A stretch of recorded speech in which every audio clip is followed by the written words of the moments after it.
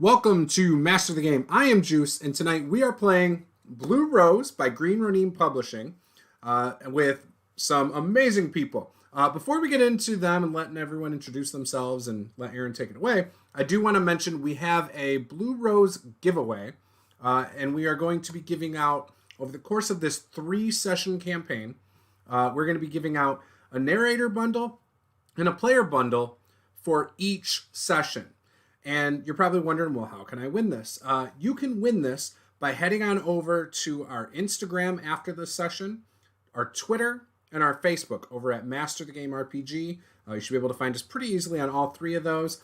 Just tell us what your favorite moment was under the post with you'll know it because it's going to have an image that's going to say Blue Rose Giveaway. Under that post, just tell us what your favorite moment was from the game, and then in a few days, I will just select a winner. In fact, let's just put a hard deadline that Monday I will draw a winner. So once I draw the winner, I will take that post down, though. So if you guys want to go and get in on that, just go over, follow us over there. You don't even have to follow us. Just comment on those posts, and I'll draw the winner on Monday. With that, Aaron, do you want to take it away, or do you want to pass it around for introductions? Yeah, I think I would like to start with introductions. I can introduce myself, but then I would love everybody to introduce, obviously, themselves, their characters, and also there should be 2 relationships on your character sheets. Mm-hmm. So in introducing your character, feel free to give as much description as you wish. But make sure that you also include sort of where you stand with your relationships. All right. Okay, so my name is Aaron Van Sock. I am a theater professional who works in New York City, but I will currently be your narrator for this Blue Rose campaign, this little miniature campaign. I'm going to call it a triptych because that's a very fun, pretentious way of saying a 3-part thing. So my pronouns are he, him. If anybody wants to share those, they are more than welcome to. And I'm very excited to get started and to try out this game. I'll go into a little bit more detail about what we're getting into when we get started, but I will pass it to Joseph. Thank you. My name is Joseph Carriker. I am somewhat familiar with the Blue Rose RPG. I work for Green Ronin Publishing as the line developer for Blue Rose.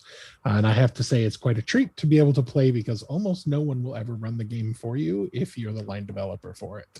So thank you for the invitation. My pronouns are he, him. And I will be playing Tessera, who is a rye cat. She is basically a kind of a puma-sized Siamese cat with exactly all of the attitude that sort of implies. Unlike a lot of Raiden, which are the sort of psychic sapient animals of the setting, she isn't overly familiar with wilderness places, having grown up in the big, capital city, the city of the Blue Rose. And so this is kind of her first experience being outside of that and in a little, countrified area, and she's still not quite sure what to make of it all. And she has a rye bond with Fen, which is kind of a natural sort of psychic connection. It's a very close, like a very close psychic relationship that doesn't have a good analogy for sort of any other kind of relationships. There's sort of really close friends and sort of siblings and sort of, et cetera, et cetera. So she has maintained that since poor Fen emerged, from the Fens, And there's also a pretty good possibility that she may be responsible for naming him that after seeing the state of his clothing.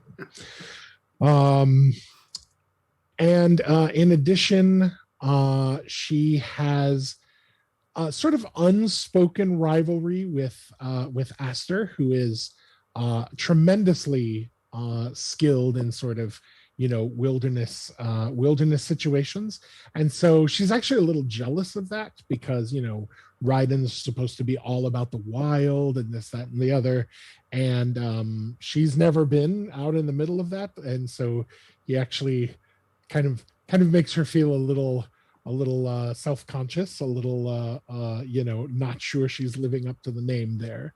But yeah, that's her. Awesome. Juice, you want to take it? Yep, I'll go next. So I am Juice. This is my channel, Master of the Game RPG. I am not as familiar with Blue Rose, the setting, or I'd say just the setting itself. I play some age systems, Dragon Age and Fantasy Age, which you can see on this channel occasionally. I am playing Astaroth.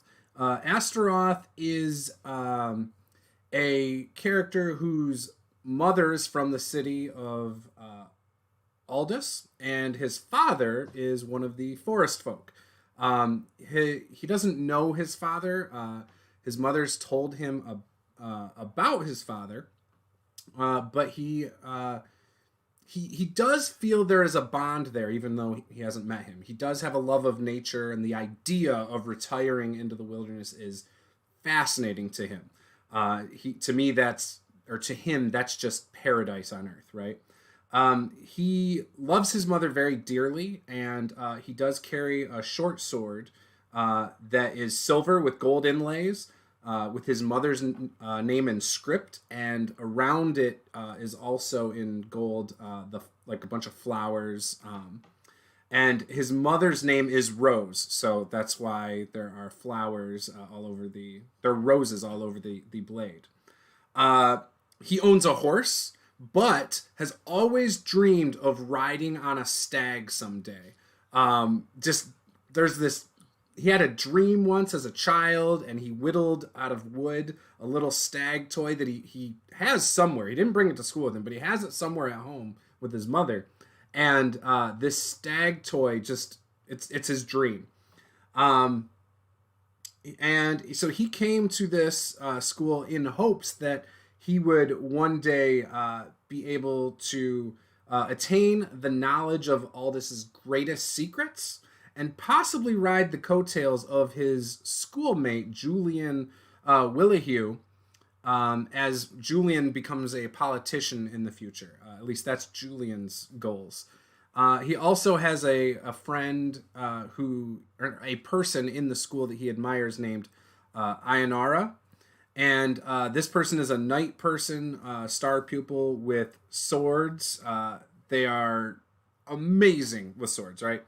And he has just an extreme admiration for this person because he wants to be really good with swords too. He's not yet, but he wants to be. And he is an expert, by the way. And with that, I am tied to Sarah. Because she reminds me of my love of animals. There's just something about being around animals and nature. It just makes complete sense to me, why I would want to spend time with Tessera. Am I saying that right? Tessera. Tessera, yeah.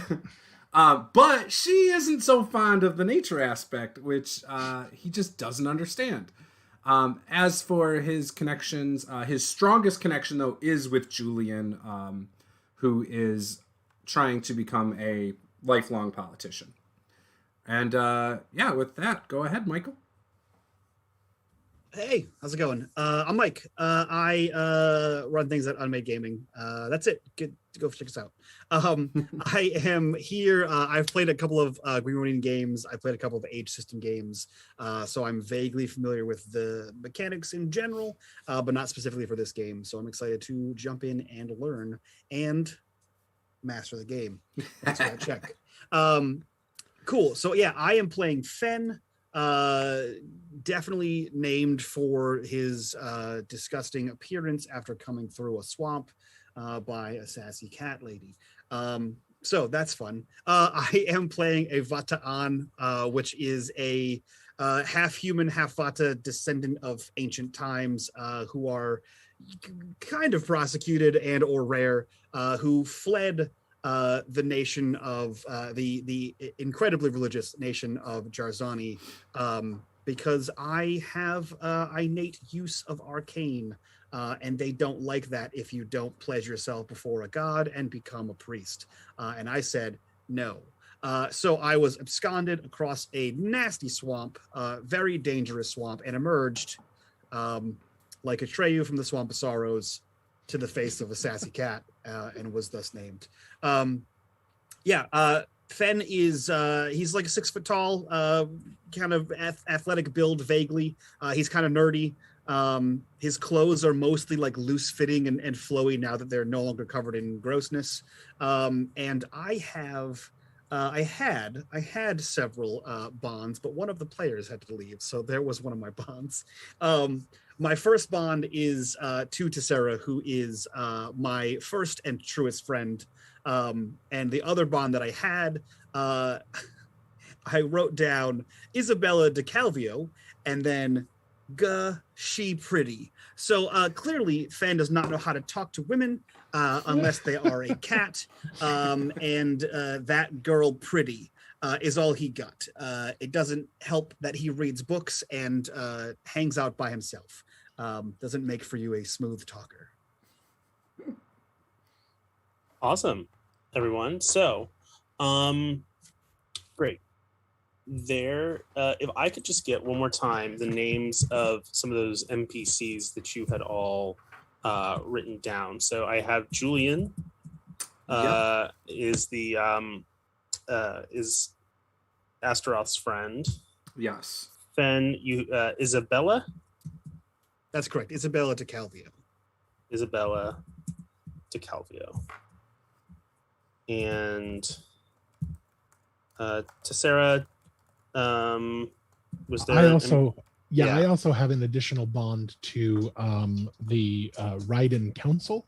Right. Because her mother is part of that council, and so kind of a muckety muck among Raiden, and she is very much looking to prove herself. Can I get your mother's name real quick? If you have it. Yes, I do. Sorry, let me jump to my sheet here really quick. Senta, S-E-N-T-A. Say that one. S-E-N-T-A. Oh, Senta. Okay, great. Lovely. So, at this point, I think it's best to introduce where the action of our triptych begins. The first panel, or maybe this is where all panels span. We'll have to find out. But I would like everybody to imagine our people at home and those amongst those players sitting at our virtual table. I want you to imagine the sweeping, jagged coastline of Aldous. Aldous is this sort of peninsula that juts out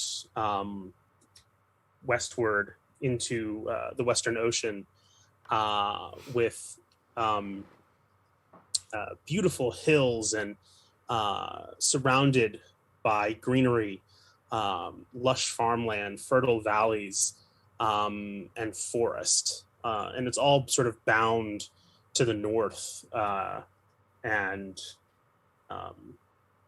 west, north and east by just jagged, towering mountains, the Icebinder Mountains. But you can imagine then, as you get closer towards the western coast, the northwestern coast of Aldous, you can see the towering trees. I believe this is actually a deciduous forest that this sort of far western expanse of the Palvan Weald, this massive wilderness that is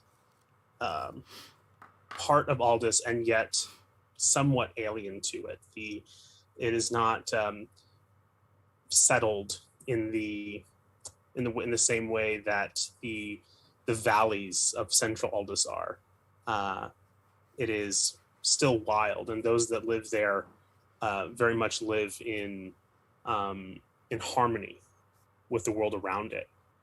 And again, as those beautiful trees move up and up and up, eventually the tree line breaks and we see jagged mountains that rise far above with, snow and ice covering them like cloaks and hoods on these towering giants that overlook the beautiful landscape of all this. And they even stretch towards the water at this little geographic feature known as Trident Bay. It is this body of water that comes off of the Rizaean Gulf and has sort of these three tines of water that reach towards the forest and the mountains. The coast is rocky, and it is verdant with the leaves of the trees. The waves are crashing and churning and sloshing against many rocks and cliff faces. Every once in a while, the land deigns to allow a somewhat safe shore, something of a beach that is immediately then gives way to another towering cliff or bouldery, rocky coast. We find ourselves on one of these cliffs that spurs out and juts out from two smaller beaches at its feet. The cliff itself. There are these rocks, these jagged rocks that jut out into the water and sort of defy the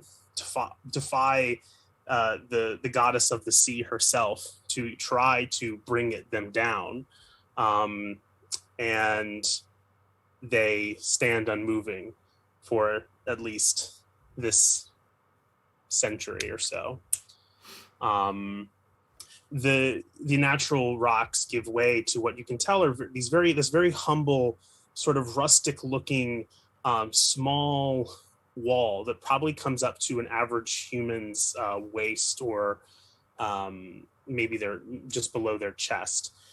These old stones that have been piled up to create this little wall around this the cliff, at the edge of the cliff, probably for other people's safety. As you can see, right beyond this tiny, hobbled, crunched wall are buildings and people. Not many. It's pretty spread out. There are buildings here that are very old and have been here for a long time. But there are newer things being built, or that have been built, in particular at the very north, towards the foot of a mountain spur, in which old ruins sit atop. There is this blue-tiled, blue-shingled building with a gorgeous courtyard, sort of tile courtyard, which is the far campus of the Royal College of Aldous. And you see that there are buildings being built around there. So to give a little bit more of a more specific overview of where we're at for our viewers and to remind our players, the action of this panel of the triptych, and maybe all panels of our little triptych that we'll be painting here. Everything is going to be happening here at Point Cruce.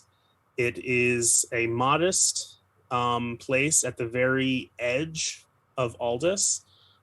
It sits right smack dab in the middle of the Pob and Weald, the Icebinder Mountains, not far down the Stallion, not far down the road.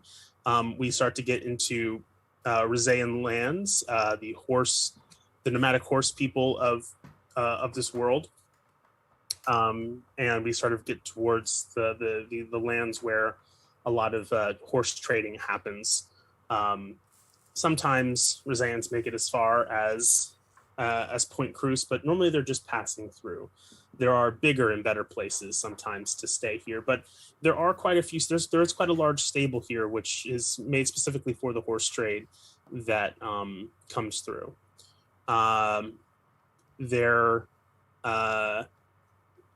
I mentioned, there is the name Point Cruce comes from an old word, cruce, meaning old crockery, old bits of pottery and pots and things like that.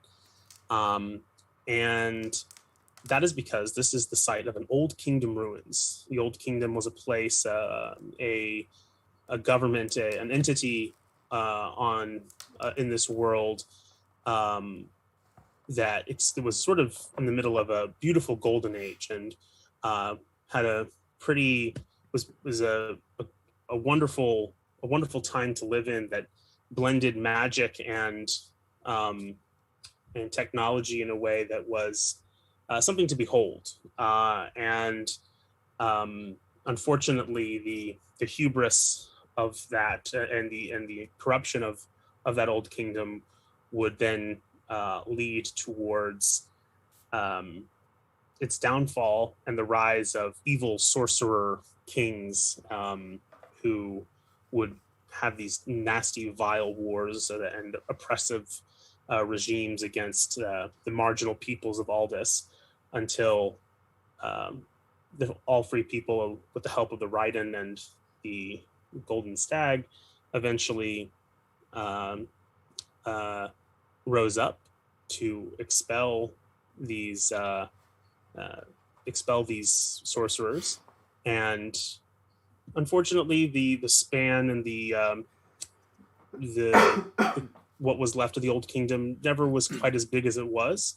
But what was left in its wake was something maybe even more beautiful, and that is the kingdom of the Blue Rose, a place where all people could live free and all people could make the world that they wanted to live in together, side by side. So ruins of the old kingdom sit atop the spur of this mountain, which overlooks Point Cruce, with these waterfalls that dip into Tearcatcher Grotto, which is accessed in the middle of the town from a set of naturally carved stairs, where which leads to small little boat docks. But there's also a cave that leads out into the out of the cliffside. There are lots of little things here in this town that you will be more than welcome to explore. It had a life here before the Royal College decided to build a far campus in the pursuit of research of the Old Kingdom ruins. But it had a life before that. And there are things going on, and though things are growing up around that campus, there are things that are happening sort of parallel. For example, for some reason or another, there is a group of Jarzoni,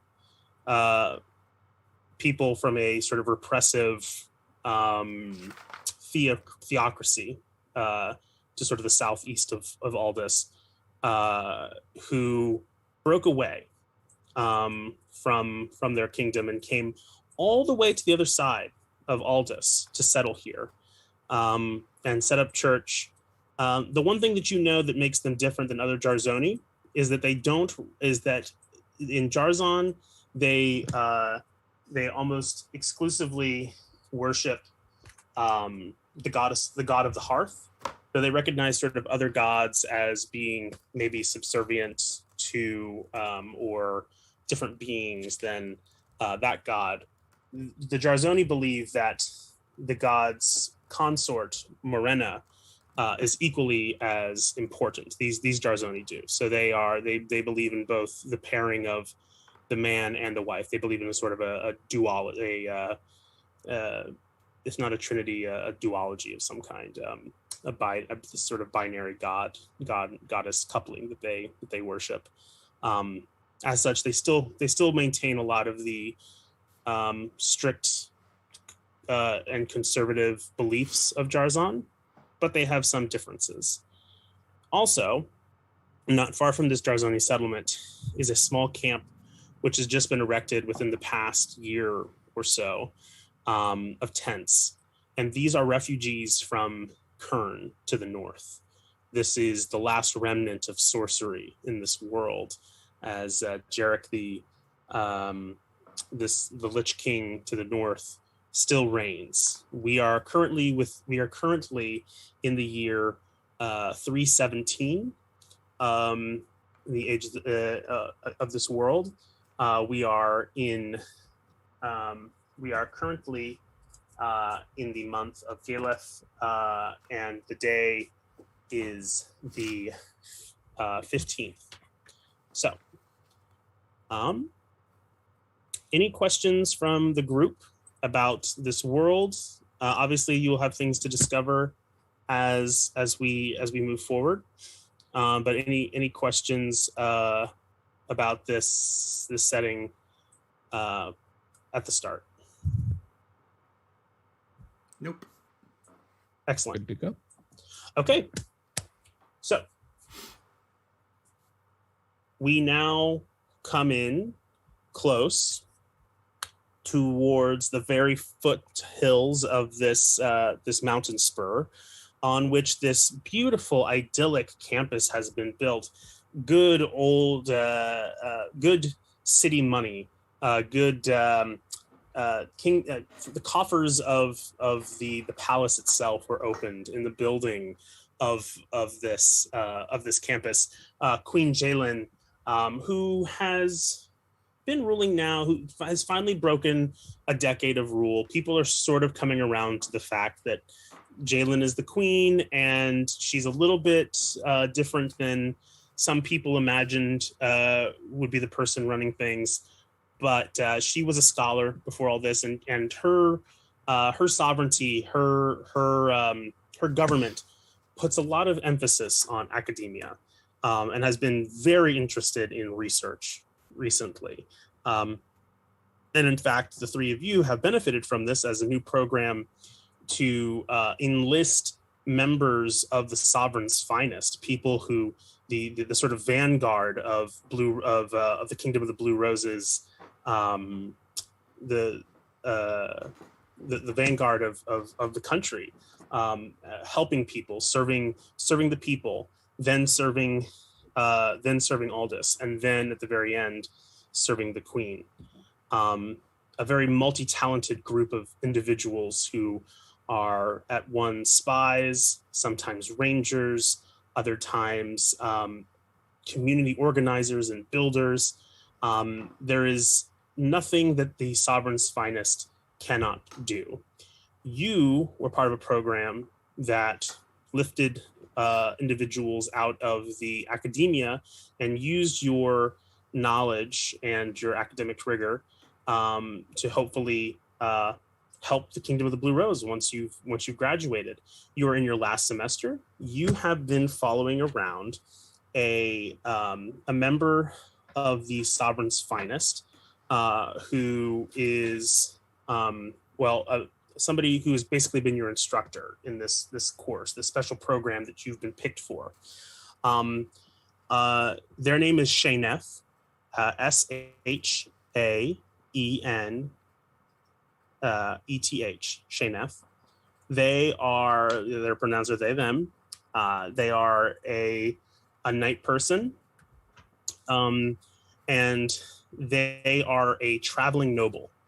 They are somebody that the government in Aldous has been administered by nobles who are not given the position by birth, but are also kind of go through a similar system of testing and rigor and civil service exams and things like that. But then their hearts are tested by magic, that a magic scepter that the queen wields. And Shayneth, they've been your instructor, and you have basically been touring, sort of shadowing their duties here, and you have gotten to know this community for the past the past couple months or so. This last bit of your semester, and it's kind of coming to a close where the harsh winter is finally sort of behind you, though Aldous is pretty temperate in its climate. Here it's been the winds off the sea have been cold and unforgiving. And it looks like spring is about to finally come around. But before you have your break, this is sort of you end your school year, and you go on to sort of graduate, which will happen in a couple of days on Scholars Day, on the 17th. You still have things to do. So you gather in there's every day begins the same. You have your breakfast in this common hall on the campus, and then breakfast is cleared, and you are brought into, along with the few scholars and people that are here, you sort of sit amongst them. You also have other students in the program that are not the PCs who are with you. You are brought to have a briefing, sort of a debrief by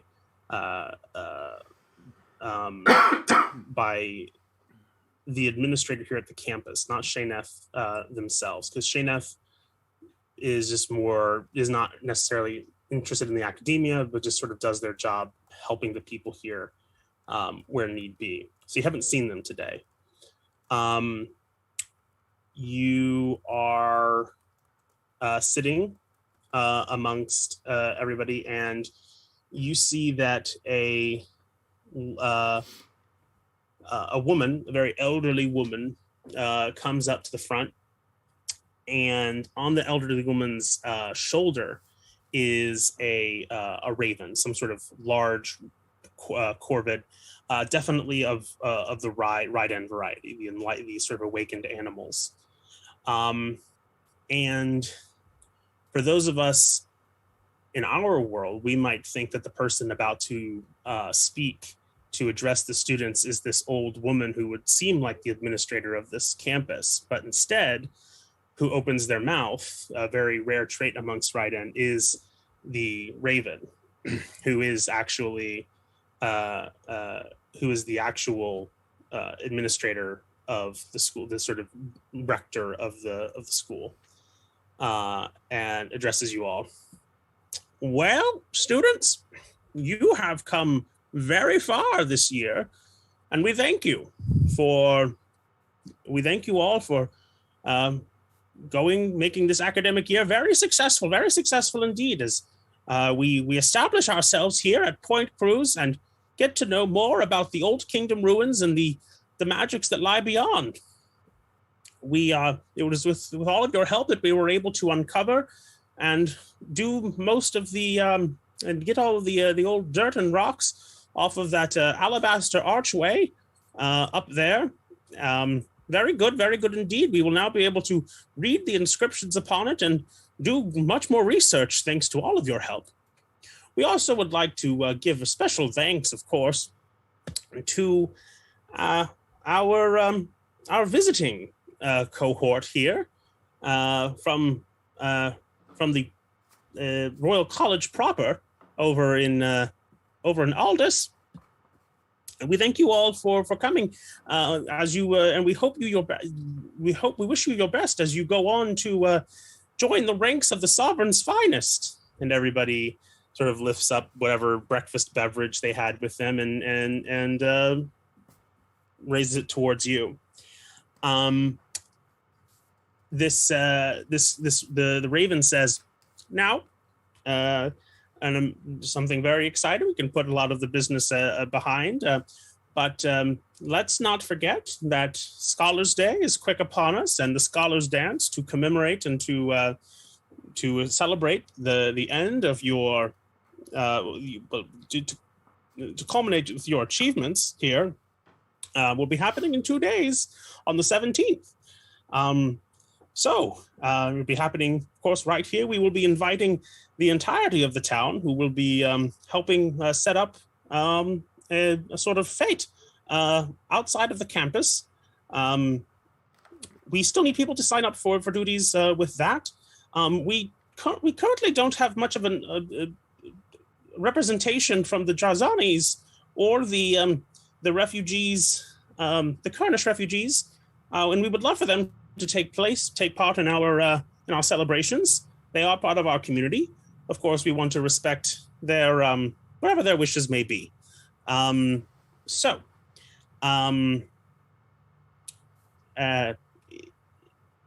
at it all, and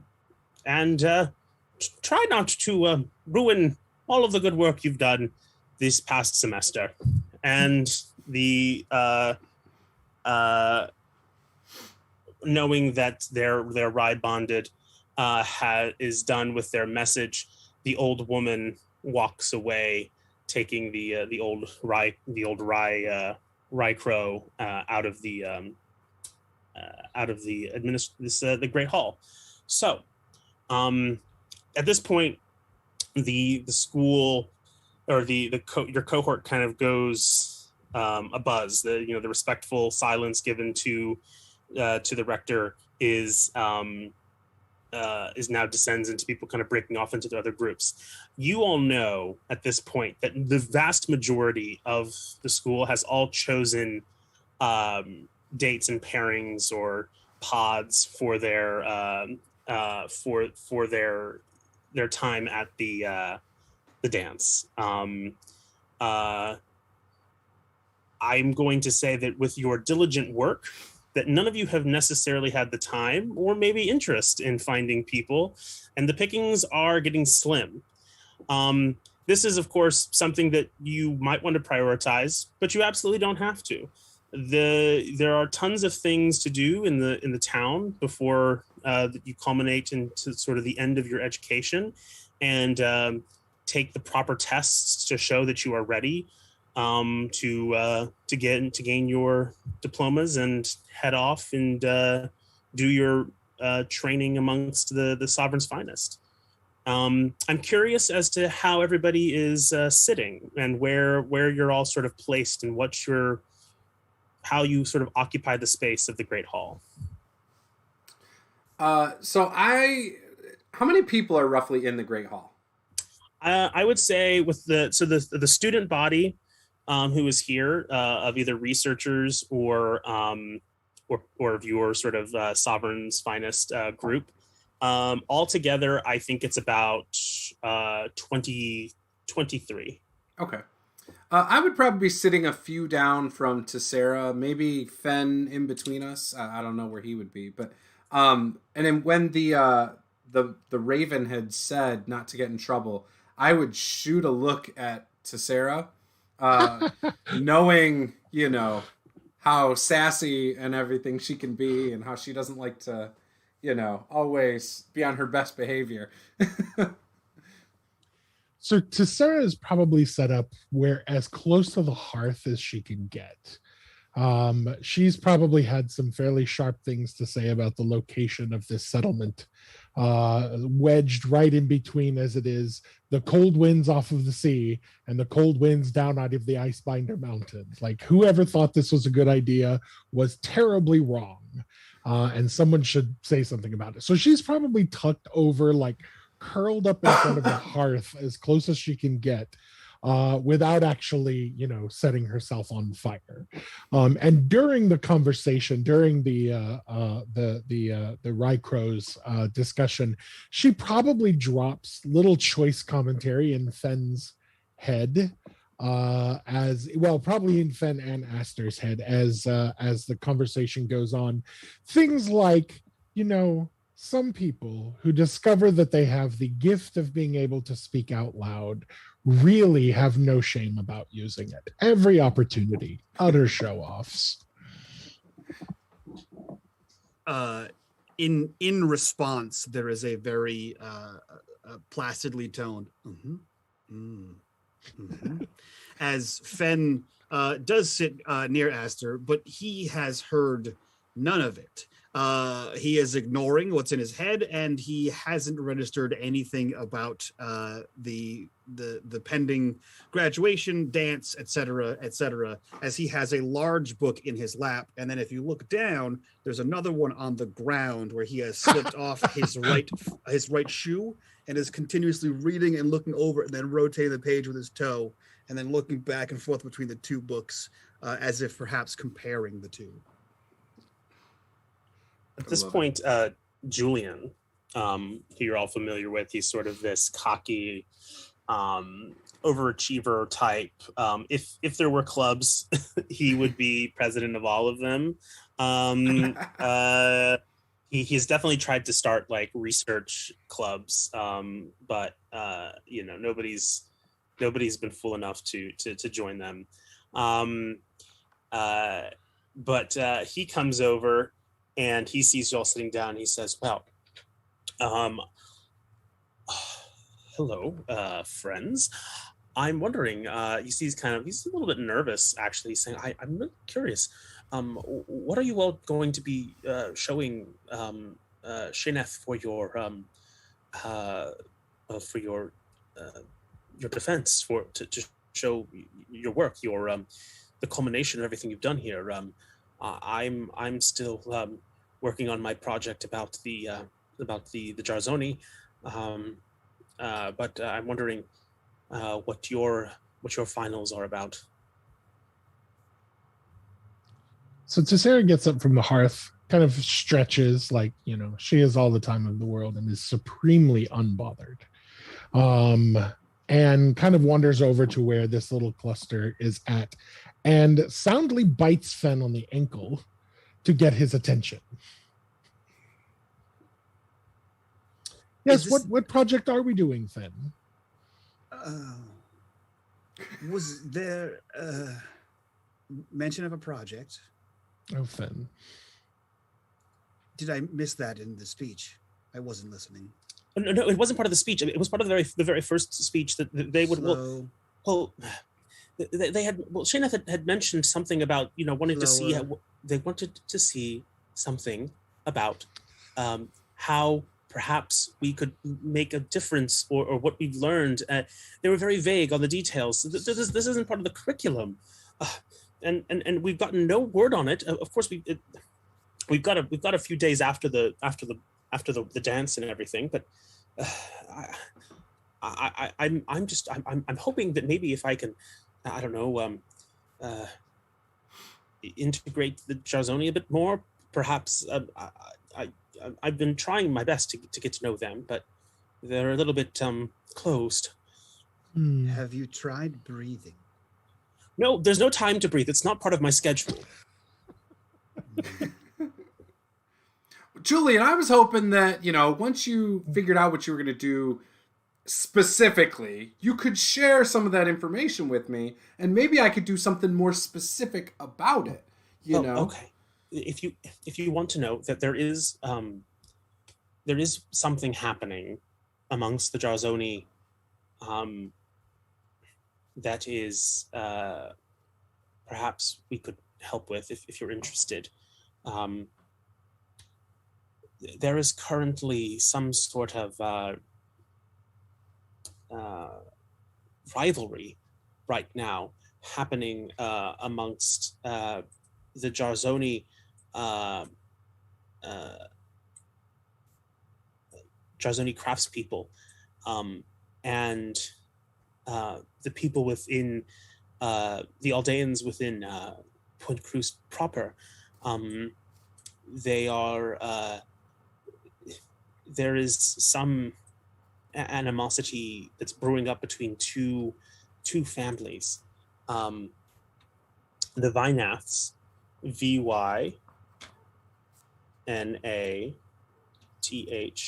the Vynaths from the Jazoni settlement, who are seem to be in very hot contention, and there have been open brawls and arguments within the marketplace with the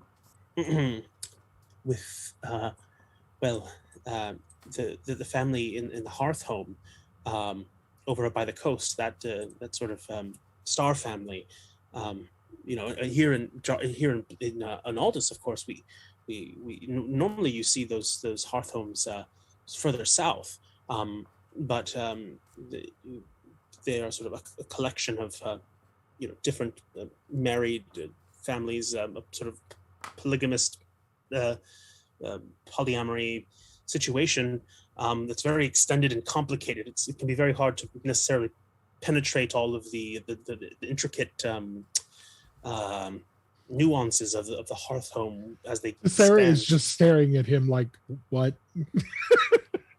Fen looks up at the word penetrate and then immediately looks down to Sarah and just says, no. Please. No. That fruit is low hanging even for me. Anyway, for whatever reason, one of the primary people, families, pairings within that within the Hearth home, the Jonans, Jonan, they have been getting in intense fights with the Vynaths, and it's I just hope that I'm thinking that if I can smooth things over between them, it should be all good. That's a very worthy undertaking.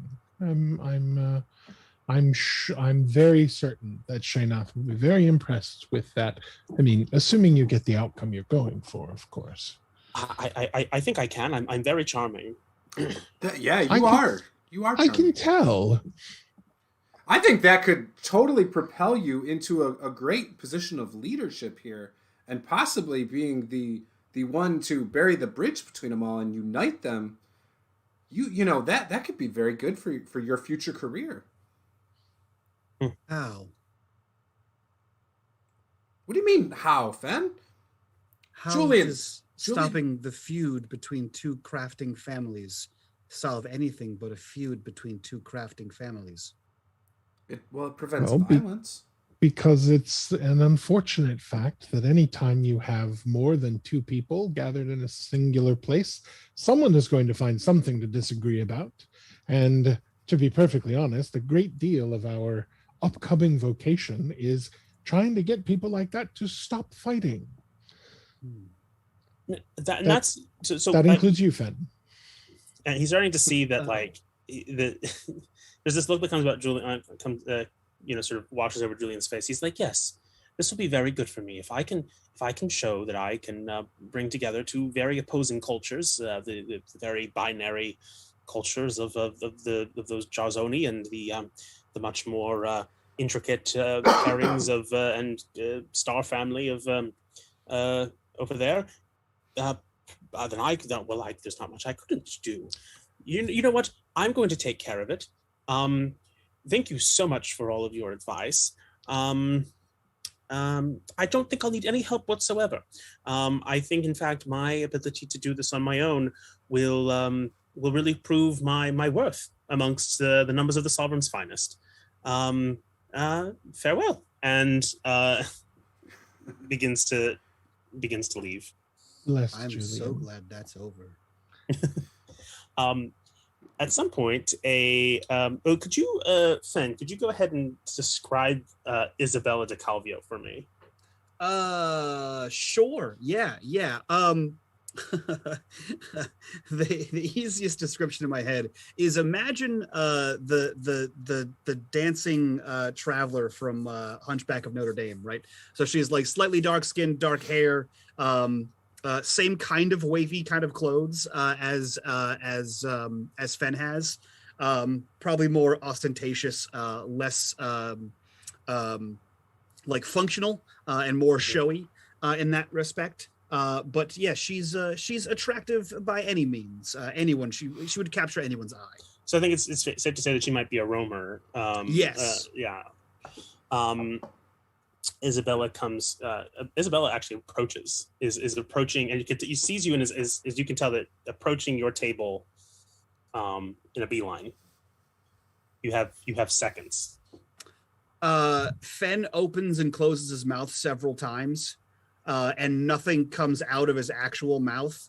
And then Tessera can hear, oh no. Oh, and then put the book away. Put the book away. And there. Yes, exactly. Say hello, Fen. And then, hello, Fen. No, that's not me. That's you. It is. You're so silly, Finn. And you know that. Such a jokester. Tessera says, where she can be heard by everyone in the group currently. Such a jokester. Yeah, for those for our people just tuning in who have not aren't familiar with Blue Rose, this is all happening mentally, right? This is like a little psychic thing that goes out to everybody. Yes. Yeah, Yes. so this is all kind of like tickles in the back of the mind.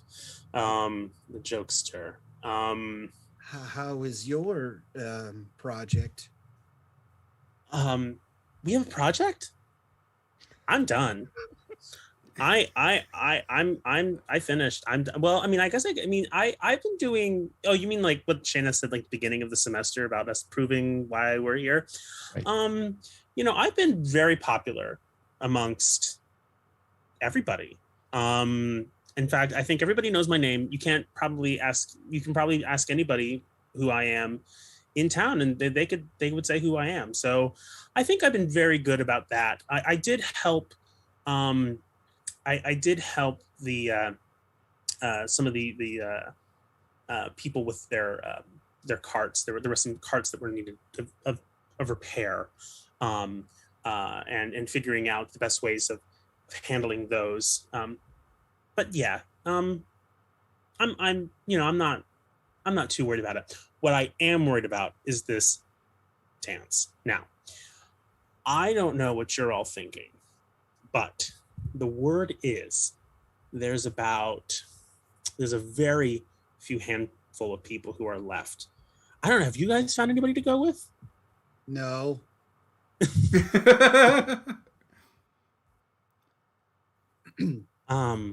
No. Oh, all right. How about you, Isabella? Have you? No. And I think I'm down to 3 possible candidates, maybe 4 or 5. Really? Is Fen about 3 of those? I didn't realize that Fen was available. Oh, I thought you were coming to ask him. No. Oh, the way you sauntered over here. I honestly hadn't given it thought. Should I give it thought? I can give it some thought. I really wasn't. I thought that you were all. I mean, to be fair, Fen, I apologize. I don't necessarily know exactly how the Rye bond works. So I thought that you and Tessera would be going together. I don't dance. I mean, I'll be there because of course I enjoy music, and there's been a number of balls and all this that I've been to. Just not that I expect this, small country affair to come anywhere near. But yes, I will be there. But I do not dance, and Fen could certainly use someone to dance with. You seem like you're probably a good dancer, Isabella. Yeah, well, yes. I mean, it would be very hard to come out of a Romer band not learning several dances. I've seen the best dances from every end of all this. Well, there you go. It sounds like it's settled.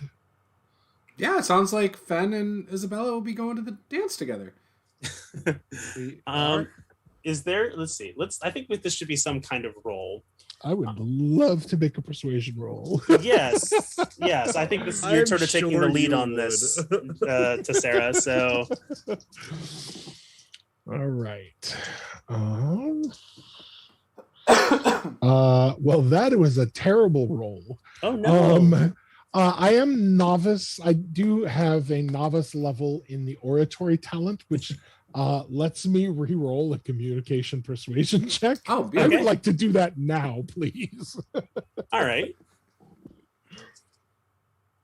Oh, that's better. That's much better. All right. So that is a 15 total. 15 total. She said she looks at all of you. She's like, there's sort of an enlightenment that sort of she's seeing things with new eyes. And she's sort of like looking over at Fen, and she says, I never thought about it, but I mean, I don't suppose there's no reason why I couldn't. I suppose I will. But we'll see if you can keep up with me, Fen. I'm Fen.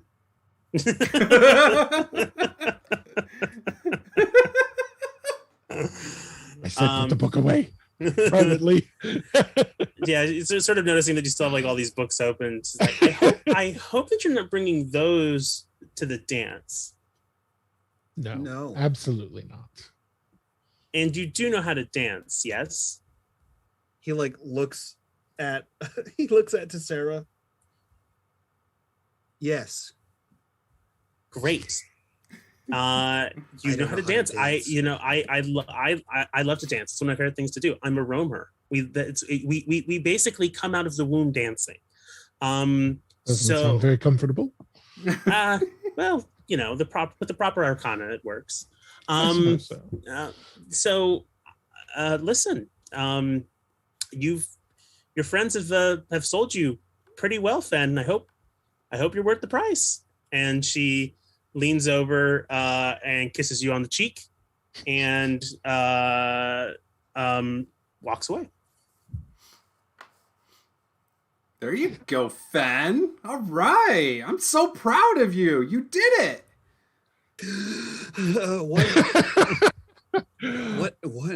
What happened just now? I think Isabella asked you to the dance. And you said yes. I said yes. Which means there will be dancing. And you said you could dance. I hate dance. I don't know how to dance. I think you just move your feet and put your hands up like this. That's it. That's all you got to do. Just snap your hand. Absolutely not. No. As is often the case, we are not listening to Esther now. I've never seen that dance before. We will find someone who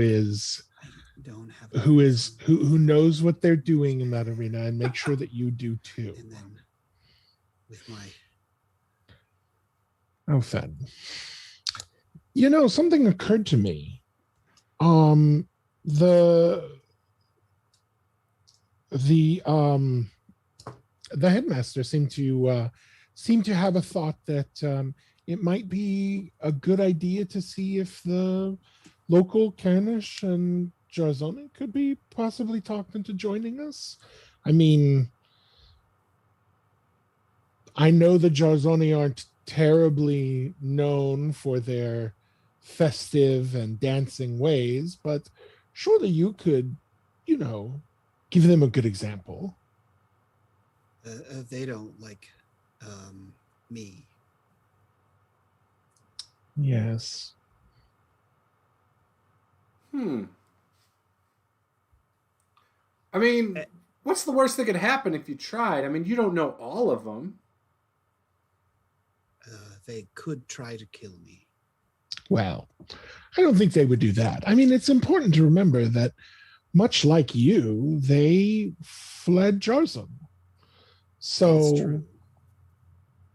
I mean, they can't be all grim, although I'm sure they'll do a very good, job of it. Yes.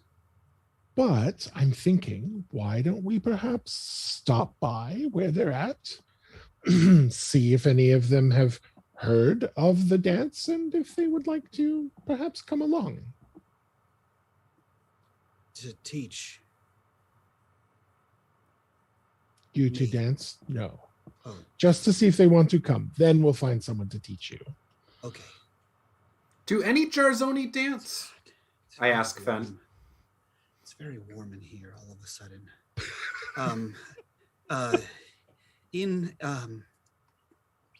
Excuse me. It's very. Yes. Yes, there are dances in Jarzon. I didn't learn them because of the running, but I'm sure that others did as well learn. Okay, Dancing. well, Learned dancing. Why did he say yes? How did this happen? oh, the yes was strongly implied. I don't remember talking. Well, that's because you were staring at the books. I need water. And Isabella. Pretty. As you're all sort of looking like you're ready to leave, most everybody kind of filtered out to either like go amongst their peers or make plans or do their daily tasks. Your daily tasks have kind of become open this next week or so, unless there's something in your schedule that you wish to accomplish. But at some point, this night person, this female night person, Ayanora, who is built just a tight, like machine-like body of precision, moving deftly through every space. Her hair is cropped, except for some hair at the top, which is sort of pulled back and tied up, though a little bit kind of gets into her eyes. Her gray skin is her gray skin dully lit by the light sources in here as she moves towards you. And yes, you recognize this. Obviously, this is Astaroth's somewhat friendly rival, Ayanora, somebody that you would sort of admire, but is definitely the star pupil of your cohort. Has sort of taken a more martial approach, is a little bit more of is going to be sort of the most idealized version of the Sovereign's finest, a great adventurer with who can fell beasts and save the day and do great feats of athleticism. She moves towards you and she says, Astaroth. Yes. How are you tonight? I was it Today. Yes. I know that it's probably uncertain to you, as you never really quite leave the building. You seem to try to relax as much as possible, as opposed to training yourself. This is surely not true. I am always out. I love to be out of the building. I would swear that you were an adept with the amount of time that you spend amongst the scholars in the books, like these two. How dare you? Look, I am just as good as you, and I will prove it one day. You shall see. You shall never prove it from behind your breakfast. Oh my goodness, I can't believe you would slight me like that in front of my friends. Ooh, Leonora, it seems like you're paying an awful lot of attention to what Esther does. She just wishes she could beat me, so of course she's watching me around the grounds. the impending test and summation of our time here is too near for me to risk being anything like you, Astaroth. Look, if I needed as much help as you, then I'm sure they would spend just as much time teaching me all those fancy tricks too. But I don't need all that help because I am just as good, if not better. I know you never cease to mention about how it's the soil and the soil and the roots are in your marrow or whatever it is. Yes, it runs through my blood. You grew up. I know the street upon which you grew up in Aldous. You live a block away from a theater. Yeah, it was awful. I would have loved to be far from that place. And now that I am here, this is a great place. Like, we've got everything. You got mountains and trees and rivers and everything you could imagine here. I could see myself retiring near here one day. Sarah is watching this like it's a tennis volley, just like you may seek to retire, but I seek to work and to do good by the name of our sovereign Queen Jalen. Well, you can do that. I mean, I'm going to do that, and once I prove myself in a very short amount of time, may I add, I will be able to retire a hero. Well, that's fine. I suppose you're spending most of your time as we approach the end of things, just looking for some sort of looking for some dance partner for this fete that's about to happen. No, I've been thinking about dueling with you. You should dance. I mean, dancing is probably not that much different than a duel. Dancing seems to be a misuse of my skills and my training. I was recently told that everyone had to dance. So the two of you should dance because you are both relatively insufferable and you should be so together as one unit. Dance with myself and Isabel.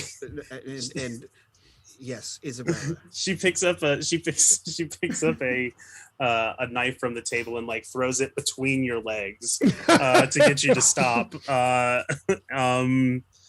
It just sort of sits. It sits on your book.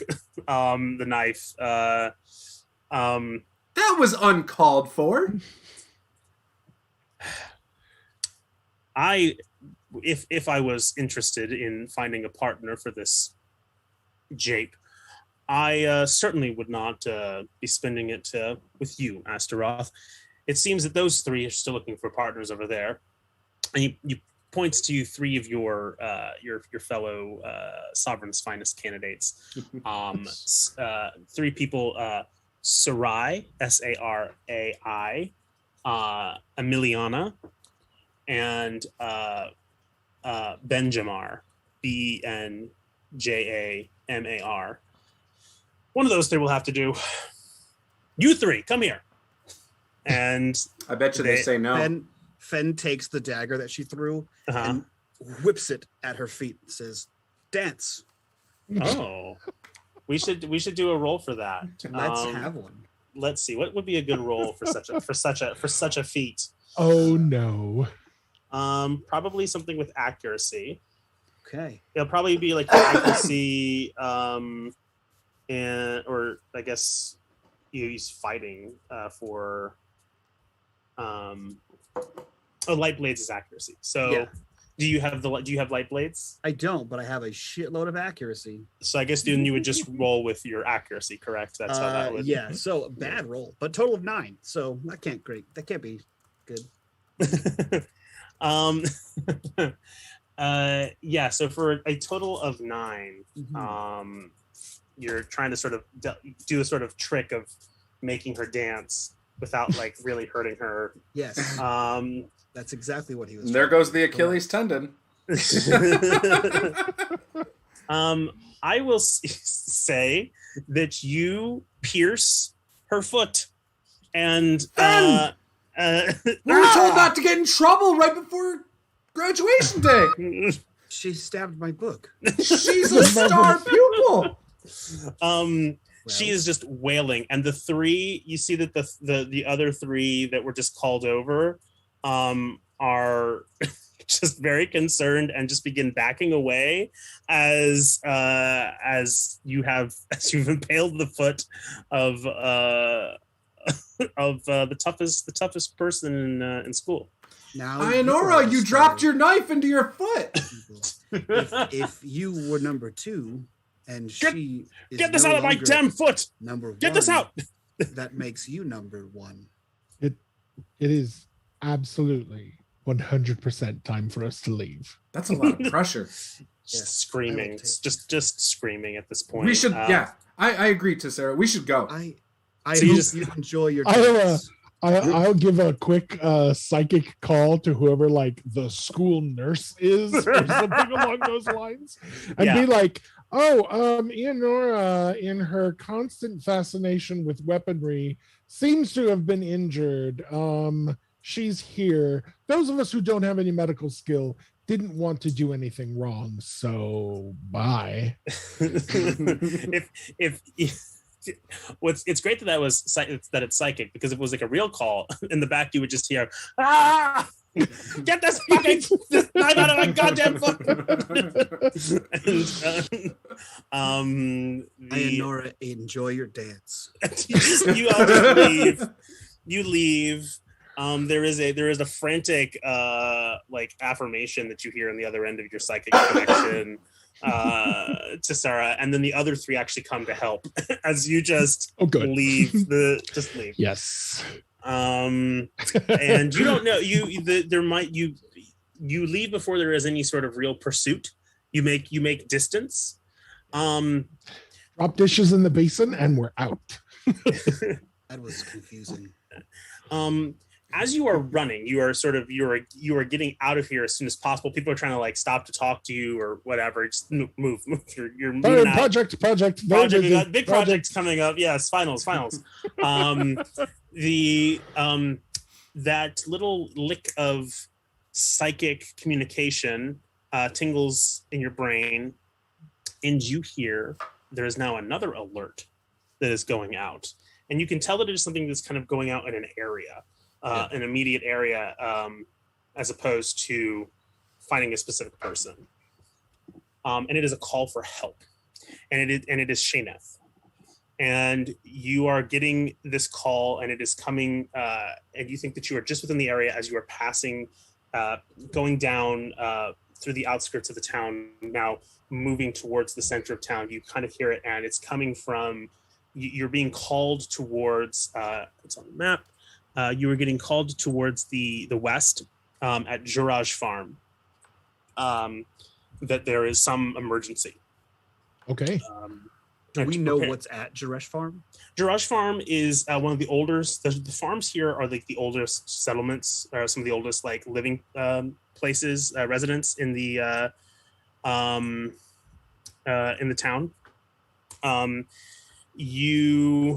Juraj has they have different crops. One side of the farm currently has an orchard, and then the rest is sort of cycles through different crops. Right now, everything is, because it's the end of winter, things are sort of fallow, but getting ready for the new harvest to bloom, sort of to spring out. So. You're being called towards that field area, and to prepare for battle. Uh-oh. How do I zoom in on the map? You can, if you have the zoom, like a little wheel on your mouse, that can do it. I don't remember what the oh, there we go, I got it. Yeah. So yes, for our folks at home, we have tokens for Fen, Astaroth, and Tessera, just to kind of show where they are generally within our town. Juraj Farm is, let me get my pointer out. Juraj Farm is here. Shayneth's psychic voice calls out to you. Hey, moving pretty quickly in that direction. Once we get within sight of the farm itself, Tessera says, I'll run around the north part of the farm, see if she's around that side. The two of you cut around the south, and we'll meet in the back. Okay. Good plan. So we would go straight up into the path. Now there's two buildings on this farm. Correct. So what you have there is there's the sort of the house, the residence, and then there's also like a stables. There's also like a mainly here what's easier to do and more profitable and sustainable here in this coastland as opposed to crops, which these farms have figured out a way to do it, are livestock. So they're particularly here is like goats and pigs, chickens, and obviously horses, though it's hard to get. You don't really get horses for labor in Rosea. Those are a little bit more specialized horses. But maybe you might get so there are horses here, but most of the beasts of burden are like mules and ox and things like that. So yes, that one smaller building would be some kind of stables or animal pen, and there are sort of these like little hedges that are breaking up the farms that somewhat separate one field from the next, though are not terribly impenetrable by any means. Just might be a little bit uncomfortable getting through the thicket. Right now they're all dry and woody. Yeah. So once Tessera kind of gets broken off a little on her own, I would like to have her do a little sneaking. She knows that there's clearly danger here, and she wants to see if she can get a view of it before it can get a view of her. So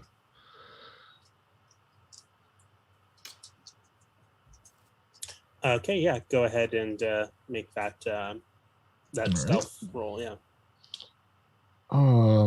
So that is a total of a 15. Excellent. Okay. Great. And so you begin to just even though you're a little bit of a bigger cat, it's not too hard for you to blend in amongst the you're pretty good at sneaking in and finding cover and slinking amongst, making yourself as small as necessary. Right. So you you said that you're moving around sort of the north end of the farm. Yeah. Kind of right up against the hedge there. Yeah, you start making your way through, and it's not going to be too hard for you to even like just kind of like slink your way through the. The other two of you are coming in from that south side. Yeah. So Fen, it looks like, would go through between the two buildings. I would like to go south of what looks like the barn area there. Okay. And I want to be searching, like if there's like a door on the barn. I also want to like peek in there. All right. So go ahead and give me the your sort of perception roll. If you have, I have searching. Oh yeah, searching. Okay, so I got 15. 15. All right. With a 15, it's something that is not hard to see. As you are on your side of the barn, is you see that a lot of the livestock are slaughtered, and not just slaughtered wantonly. Large amounts of them have been consumed, though there's a lot of waste. It's not been eaten efficiently. It's not like if this was, I think it's safe to say, with your background in sort of being an expert and having an interest in the wildlands, like if this was like a pack of wolves, they would have killed something, one or two things, eaten most of it, and then just left it, or picked it clean, or maybe taken something. But there's just a lot of wanton eating of the creatures here. Do we? I see the creatures. Of the livestock. You don't see okay. you don't see any creature. You don't see like the culprit or anything right. What did it? But you see a you do see this sort of trail of gore leading up towards the field, towards the orchard where everyone's sort of heading. Okay, I would definitely hurry ahead and I'm not even really searching now. I just go, like, not trying to be stealthy. I'm trying to get wherever as quick as possible with my sword drawn. Excellent. So that's happening. Fen, how are you approaching? Fen is actually my bow drawn. I'm sorry. Okay, sure. Fen is walking, just blatantly out in the open. But he is using his psychic contact ability, since he knows that. Sorry, I just blanked out the name. Sheneth. Thank you. That Sheneth is also psychic, and I assume.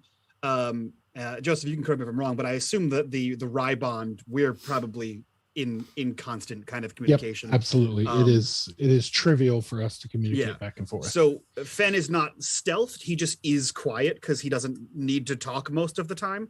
So he's just walking. He did find a nice dry place to put his books down. That was very tantamount important. And then he just is walking. And like every once in a while, he's like, "Did you see anything?" Like to Sarah, and then like, "Hello," towards the instructor. And Joseph, for a communication like that to the instructor, does that require any sort of role on Fen's part, or is it pretty? Because you all know each other, but I'm not sure. Yeah, I mean, it sounds like they've already contacted us, so that connection can just that connection is just there. Present. Yeah. So I do have psychic contact, so I am able to do that with people that I've already linked up. Linked up with. Okay, yeah. So that link's kind of there, and then you sort of like attach onto that link to then like clarify. You kind of move out the sort of you sift, your mind sifts through the panic that's in Sheneth's sort of mind, and you create a much more just sort of stable link. Yeah, so the psychic contact can be used for more than words. Like that's the most common thing, but like in her panic state, you can also send sensory images like smells, sights, etc. So if she can see things, I can interpret the images in her head and kind of find out where she is. That's kind of what he's doing. One, I think that your immediate sort of like read, now that you're sort of really connected to them, is pain. Okay. But then you're also seeing, then there's this, and you think that pain might have something to do with just the lack of focus in like a pretty adept, a pretty skilled noble is what this pretty skilled noble is sending you. So the pain might be making words hard, but you're seeing images, and you see lips, you see just and teeth and squamous skin. Oh, don't like it. Gross.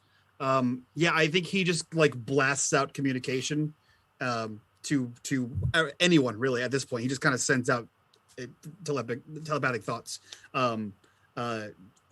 Something is attacking, eating, and he continues walking forward. All right. As you all converge, I will say that the fastest of you is probably Tessera, and taking a little more of a stealthy approach. Tessera, I will say that as you get into as you made your way towards the field, you can hear struggle, and you start to see that like some of the dead trees here, the trees waiting to bloom and to bud are they are there's disturbance among them. A couple of them are broken, and and so whatever is happening is kind of happening towards the center of the field. And as you all move closer, you all begin to kind of see this, that whatever is going on is probably sort of smack dab in the middle of everything amongst the trees. In which section? Sorry. In the Garage farm. Right almost right between the words garage and farm. Okay, gotcha. So is like probably right where yeah. Okay, cool. So it's all kind of happening there as you're all converging upon the place. Astaroth, you recently made a searching check and you used your perception and you did pretty well. I'm going to say that as things are going on, and you're even though you've seen this trail of gore, with your perception as it's kind of as you're being more alert now, you see that there is struggle, and it's that it's happening, and it's kind of hard to make out exactly what's happening between the trunks of the trees, but atop one of the trees there is something or somebody atop a tree as well, sort of towards near this fight. You can't quite make out this person's. It's definitely a person, but they're definitely trying not to be seen. Yeah, but you might have to get a little bit closer to kind of make sense of, or focus in a little bit more to figure out who this is or what's exactly going on. Okay, so I would move to try and align to remove the barrier of the trees between me and this creature, and then trying to have a sight on that, climb a tree, like the first couple branches, not getting like really high up, just like maybe, I don't know how big these trees are, but maybe like 8 feet, 10 feet up, just so if, assuming whatever this is might not be able to climb, I'm assuming it's like a wolf or something, from the damage I saw. And then I will try to also look and see if I can recognize this person better as well.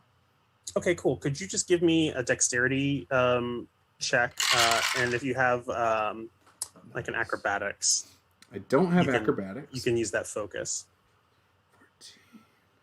14. All right, so I got a 16. I rolled really well. No doubles though. So yeah, you clamber up on top of the tree. You feel very safe. You know exactly which ones to stand upon, and you feel very secure. As you move up, you now have a better view of the fight. One, you see that within the tree itself is one of the Juraj family, like children, who is hiding up in the tree. You see that, and then towards the base of where the action is, you see Sheneth, who is standing, but whose arm is wounded, is wielding a blade, but is having a hard time.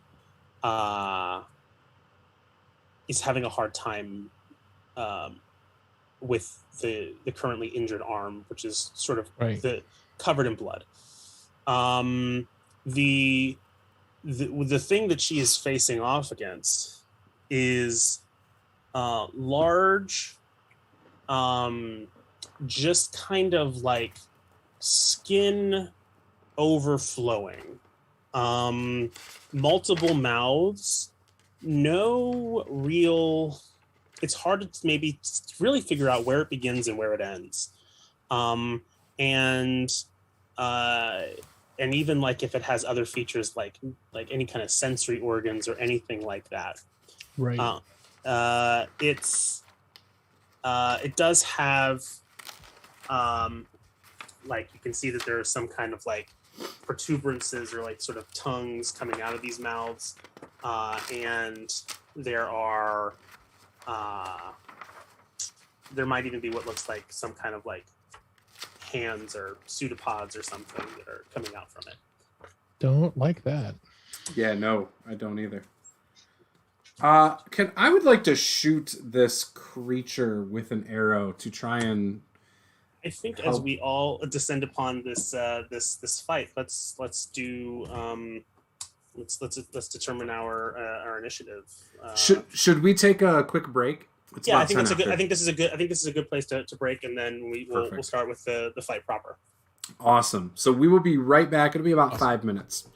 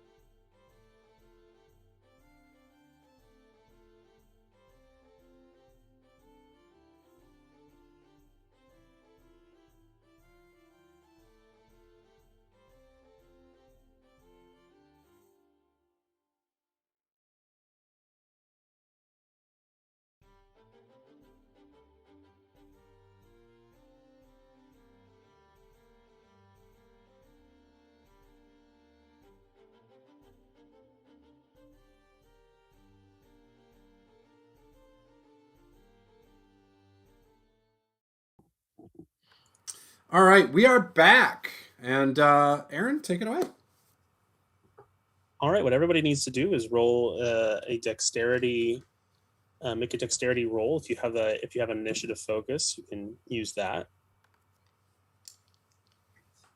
And I rolled a 10. cool. I rolled a 6. Looks like mine's an 11. Okay. I'm going to write the order in the chat.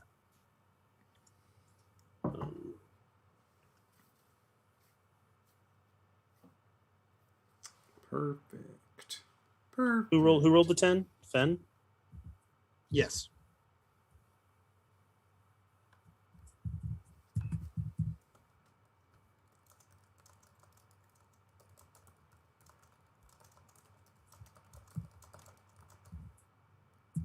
Okay.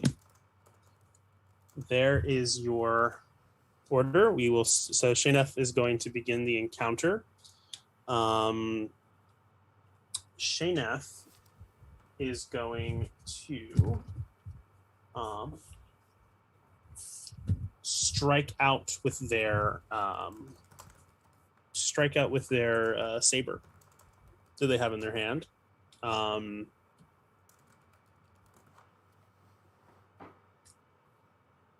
And let's see.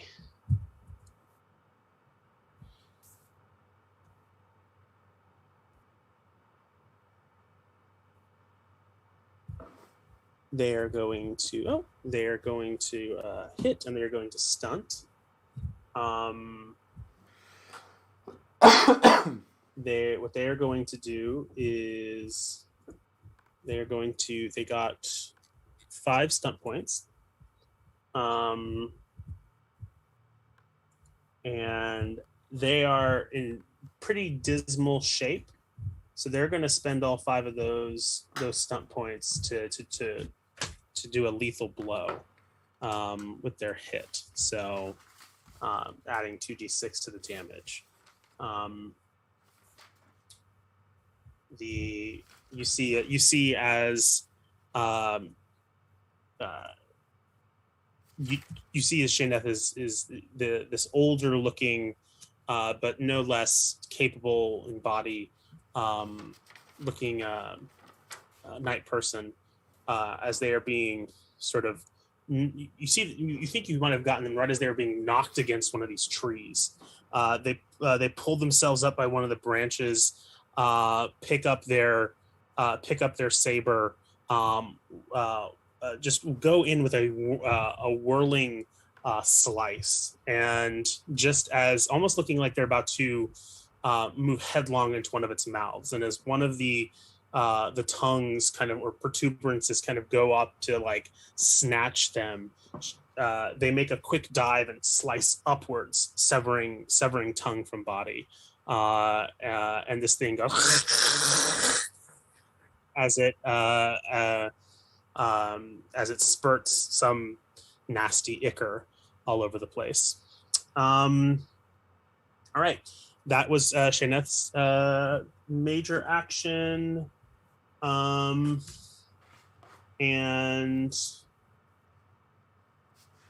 for a minor.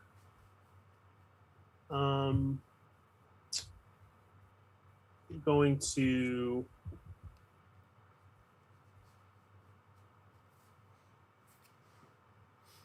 they're going to sort of guard up, and you see as soon as they get this lucky strike, they get this lucky hit in, they pull back, and they not wanting to take another one of those blows again, really focus on defending themselves. All right, I believe that's everything for Shaneth's turn. They might, just kind of like move around a little bit with this creature, keeping it in their sight. So to Sarah. All right. So I'm kind of slinking along. Yeah. Presumably I can see this thing. Yeah, everybody at this point, you're starting to make sense of it. I think Astaroth has the best view of everything. Okay. You're kind of on the ground level and still kind of have the trees for cover, but also your presence at this point is not marked by anyone that you know. Okay. Can I reach this gribbly god awful thing with a normal move? So is it within my speed in yards? My speed is 12. I think that all of your your careful movement up to this has led up to a point where you can now kind of come in with a normal move. Okay. All right. Excellent. Then I would like to do that. So I will move in, and so to Sarah, in the kind of behind some of the undergrowth and that sort of thing, gets down really close to the ground. The ears go back. The tail gets kind of slinky, and then she charges forward through the underbrush and leaps out at this thing to, God's help us all, bite it. Uh-oh. All It's right. going to taste great. Pretty much. That's what she's anticipating. Great, here we go. All right. So that is an accuracy. That is an accuracy check. And I do not have the natural weapons focus, unfortunately. But 11, 14, 15, 16 to hit. Its defense is 8. So, sorry, not 8. Its defense is 14. So you got Excellent. So I have a dexterity of 3. Is my dexterity higher than its? Its dexterity is 4. 4. Okay, so it is not. All right. So in that case, I just get my base bite attack. Okay. Which is a d6 plus 2, so that's a total of 6 points of damage. Okay, 6 points of damage. And yeah, you kind of come in right as it's rearing back from this pain. You take a bite. It's just you're filled with bitter, acrid nastiness. You kind of heave a little bit, but you do some damage, and it takes a good chunk out. And excellent. And she lets loose this really loud kind of puma yowling shriek, trying to get its attention away from Shayneth. I think you've definitely, it definitely sees you, or what if it can see, it marks you. All right. Do you have any other kinds of actions that you can do? Nope, that's it. That's that's it for me. Right, because the movement is a minor action, correct? Correct. Yeah. Okay. Yeah. And then the attack is a nature. Excellent. All right. Next on our list is Fen. Yeah. So Fen, can he see everything that's going on? I mean, I assume, but I'm not positive. Yes, you're sort of in the same situation where you kind of now are making out that there's a fight. There's some kind of terrible creature that you can't quite make out. You think if you moved in, then you would have a better understanding of what's going on.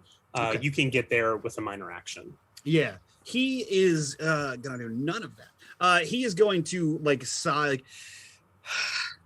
and breathes heavily, and he cracks his neck, and you hear several vertebrae snap. And then he kind of shakes his hands out by his side, and both of his hands light up. And you can see this trailing kind of color, this bluish silver hue to both of his hands kind of trailing up his arm. And I'm going to use my Arcana psychic weapon. And my fists become psychically powered weapons. So let me roll my fatigue here. Okay. I have a target number of 12. I have a 13 and 1 stunt point. Okay, hold on. I gotta scroll through this book for the 9 million stunt points. Yeah, so we got Arcana stunts. Yeah. So with psychic weapon, it says that I can perform combat stunts.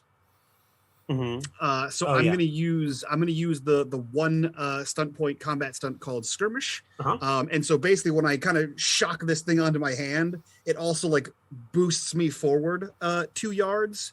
And I kind of used that momentum. That was my minor action. I used that momentum to continue into a charge as my major action. Nice. And move up to half my speed and punch this thing in any of its faces. That's yeah. That's such a cool description. So and the charge is the attack is part of that charge, correct? So you can yes. So it gives me. I have a roll for the attack. How do I add a +1 to this? Is it a +1 to my attack roll? Is that just a +1 total? To the attack roll, yeah. Okay, cool. Yeah. So let me roll attack roll. That's bad. I've rolled snake eyes. So +1, it would be 8 with 5 stunt points. I don't think an 8 hits. No, it does not. Okay. Yeah, you're looking It for looks cool. 14. It looks real cool. 2 1s and a 5 on the stunt die. Come on now. So he gets there. I'm not sure he what looks that cool like. doing it. That thing is like you didn't quite see what was going on. You knew something terrible was happening. You got sort of this psychic badness, that you're trying to, and then all of a sudden you're just like, well, got to go in, and you ignite your hands in psionic energy, which propels you forward, and then all of a sudden as you get closer, you see the reality of the thing, and it's just like, oh fuck, and you and you're not quite exactly, and you don't know quite sure what face, if there is a face, where are you hitting at, and it just whiffs. Sorry. That makes absolute sense. All right, it is its turn. You see as the creature of unspeakable description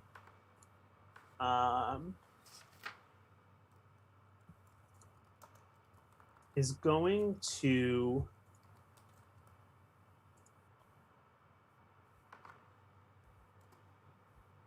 you see that they're like amongst its mass, which you weren't sure are like hands or pseudopods or something. It's kind of distracted by you two now from its original target of Shaneth. It's now just a matter of who it wants to attack.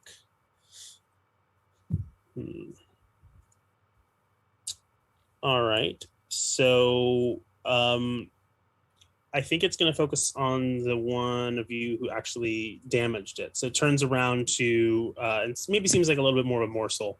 Turns around to Tessera, and you see is these like weird pseudopody, but like not pseudopod in the sense of like some weird like globular creature. It feels like there's like muscles there.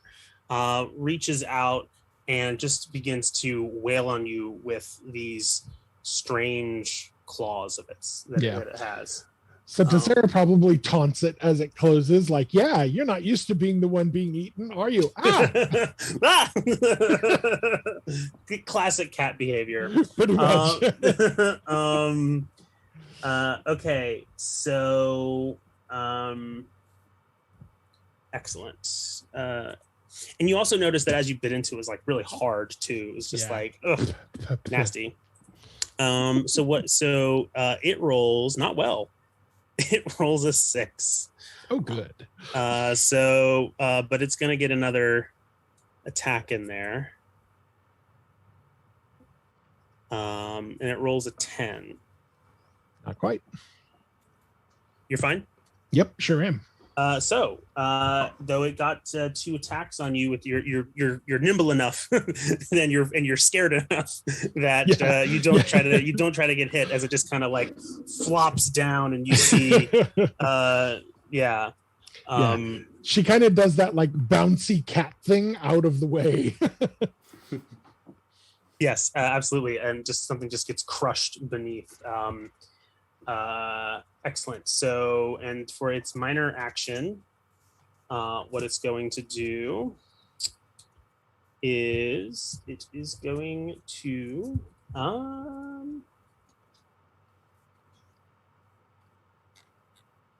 it's going to, now that it's kind of being surrounded, it is also going to guard up. So it starts to just like move, like the folds of it kind of begin to like coalesce around itself and protect some of its mouths, and doesn't know where it's going to be attacked from next. Astaroth. Yeah, so oh sorry, go ahead. No, go ahead. So I would steady myself on the branch I'm on and take a aim now that it's got its sight set on Tessera, and feeling the love for Tessera that I do, and her reminding me of animals, I will unload this arrow trying to aim for between its shoulder blades, and that is a actually, with the take aim, that's a 14. That still misses, I think, because of the guard up, though. Yeah, with the guard up, you just miss it. It hits, but then it just kind of breaks across its skin. It kind of swats it away. Okay. Yeah, that's my two actions. My action and my minor. Okay. All right. We go back to the top. Shayneth, now having you at their side, feels empowered and looks to stand a little bit straighter, and is going to reach out. Is going to just seems to be making good progress with this saber, and is just going to continue to hack away. Perhaps doing something to make that even better.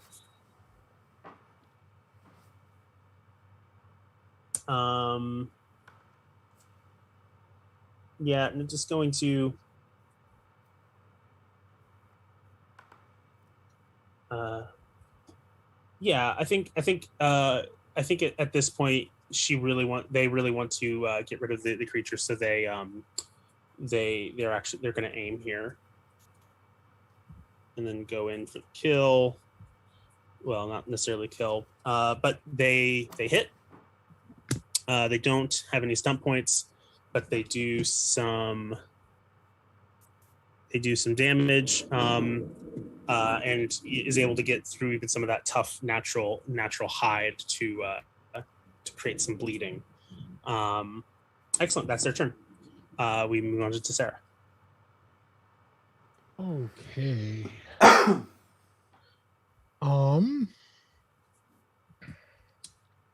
So honestly, seeing that Fen is like right up in the midst of everything, she's more intent than ever in getting and keeping its attention. So she's going to go ahead and dart forward, and I would like to aim as I do so, and then go ahead and jump into an all-out attack. Okay.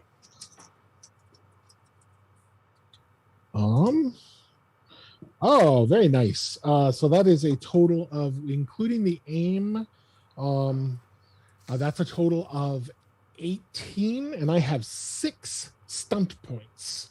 Wow. Definitely hits. Let's see. Combat stunts. There we go. So I think that we are going to spend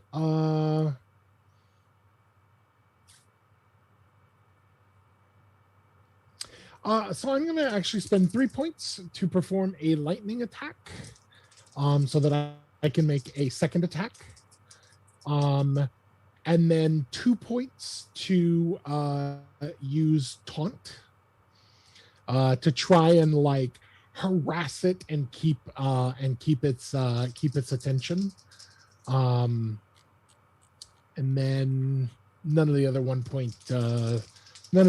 point stunts really apply in this situation. I suppose I'll stay aware. Okay. Let me go into the second attack. So that is a 16. Yeah, 16 to hit with the second attack. 16 will do it. Excellent. Okay.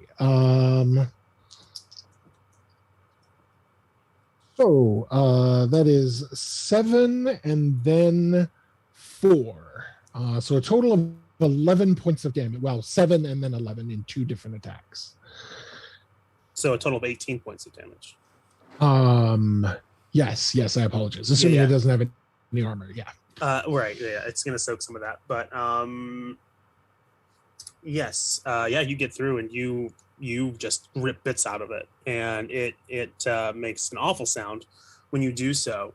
But you all see as the very dignified Tessera, just with a predator efficiency, is just taking big chunks out of this thing, and it is filling your heart with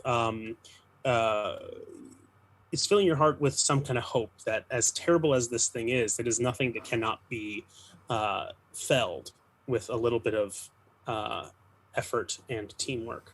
Nice. If I may, I would like to spend a conviction to grab an extra major action.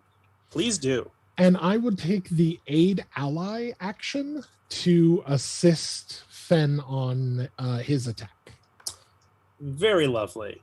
Very lovely. Again, teamwork does make the dream work. And we move on to Fen. Cool. What does that do for me? So you gain a bonus minor action and a +2 bonus to the next test of your choice. Oh, dope. Okay, that's a lot. All right, cool. Then I'm going to take my bonus minor action is aim to get an additional +1 on my attack. Nice. So that would make that an additional +3 from my super Mick punches. Okay, let me see. Okay. Juice, what's the rating on the channel here? You can say pretty much whatever you want. Fuck yeah! I just rolled 2 6s, mother trucker. Okay, cool. Thank you for asking. Yeah. So +3. So does a 22 hit? I would, yes. Yeah. Okay, I would great. safely assume that the 22. If it doesn't, we're leaving. Right? We're running. It's just as fun as the player to say that to a GM. Does a 22 hit? Okay, fucking get wrecked, stupid mouth monster. All right, so I have 4 stunt points. I am going to do damage. Stunt. Okay, cool. I am. How does I am freaking terrible with names today. Saineth, how does she look? Or they look? How do they look? They look. They're pretty injured, but they're fighting, and they they're not running away. So okay, yeah. Do they look like they would benefit from not being in combat? They have been dealing a lot of damage to the monster. Fair enough. Okay, I am going to use 2 stunt points to do Mighty Blow twice, because why wouldn't I? Also, for the record, psychic weapons are penetrating, and they are considered magic because I have Arcane Strike as well. So this thing is going to take all of the damage. So it takes, hold on, I got a -1. So it takes 7 + 5 to 13, 12. It takes 12 penetrating damage, so ignores armor. You would think that it would ignore the armor. What? This thing takes your punches, and you hit, and it still got injured, and it's not happy about it. But it does feel like you have punched like a sand punching bag, and it is kind of it doesn't feel as affected by the magic as you would have hoped, but is still pretty injured, and you can tell that it took some injuries were from the fight previously with Shaneth, and it's looking very desperate, and it's starting to almost like look for maybe paths of retreat, as you're all just everybody's getting a whiff, getting a hit in at this point. All right. Speaking of this creature, the creature is going to. Should we go and make the? I'm sorry, I apologize. I did the taunt stunt, and I was just double checking, and there's actually an opposed check. Oh yeah, sure, yes. My communication deception against its willpower, self-discipline. Yeah. You also did stay aware So you got a +1 bonus to your next test you make. Relevant, yes. What is my communication? Oh, it's 3. So 14. It is not phased by your taunts. Gotcha. All right. Probably doesn't even understand them. He probably doesn't understand them. At this point, is probably going to turn its attention towards Fen now, and it is going to take a big old juicy bite out of Fen, and it's going to do so recklessly because it is in dire straits. As it is oozing. I'm sorry. I forgot. Sorry, I didn't mean to jump in there. No, please. I forgot I got a second minor action. Yeah. What would you like to do? Retroactively, is it possible to take guard up? Yeah, absolutely. Cool. Okay. It's going to attack at you with its nasty bite. And it is let's see. Does a 13 hit you? It depends. My defense is now 13 because of guard up, so I don't know what the tie goes to. Where does the tie go to, Joseph? So the defense is the number that it needs to roll or higher. So the tie goes to the attacker. Gotcha. So, a big old bite is taken out of you. Rough. The damage of which is not great.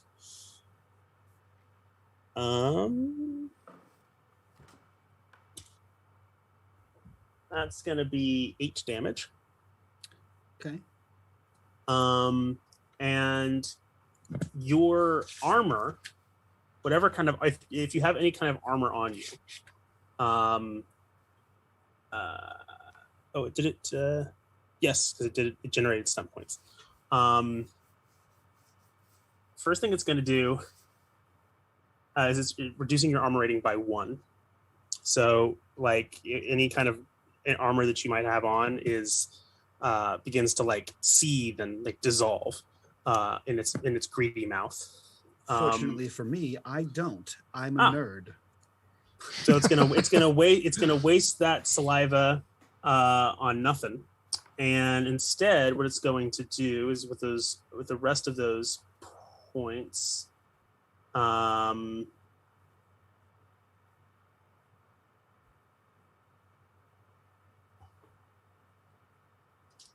What it's going to do, it's going to make a second attack. And it's going to just keep on hitting you. Cool.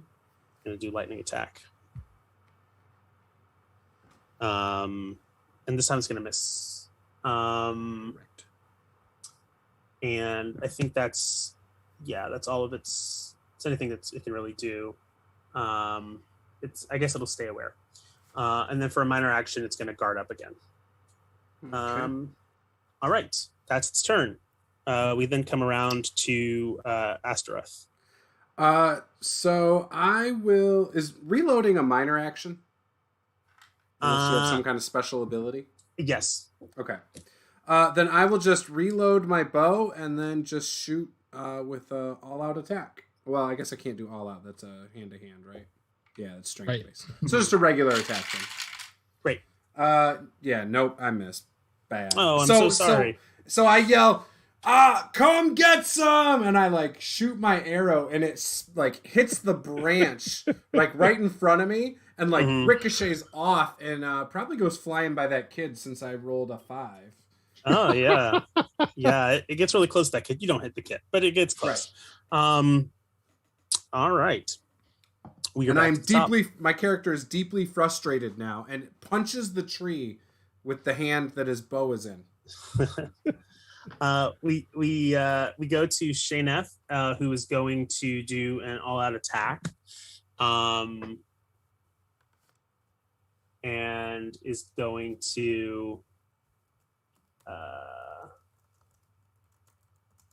is going to aim, do an all-out attack, which will still not be enough to hit. So that's Shayneth's turn. Tessera. Oh, okay. I think that well, we've been doing pretty good so far, so I think we're going to do a little more of that. Um,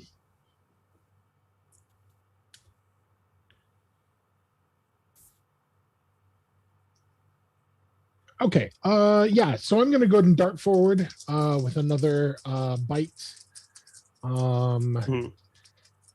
And once I have done so, then I will, pull back a couple of steps and use guard up. That is 11, 16 to hit. That will hit. All right, no stunt points, however. Oh, And that is 6 more points of damage. excellent. Again, that doesn't all go through, but you do enough that it sort of breaks through and makes this thing very uncomfortable and is really, just another notch towards its ultimate demise. All right, Fen. More punching. All right, let's see here. 16 to hit. No stunt points. So 9 piercing and magic damage. Dang. All right. Fenn's a powerhouse. Jeez, oh Pete.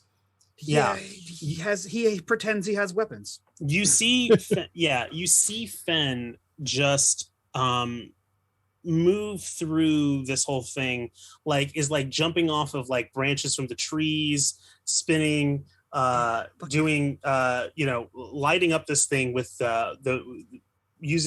basically forcing his mind to create weapons around his hands, and it is just and with each clash a fist against hide, bright lights are just kind of beaming off of this the creature, and it's the weapon training scene from Doctor Who. Just and you all you both look at Fen and you think he can dance. Fuck off.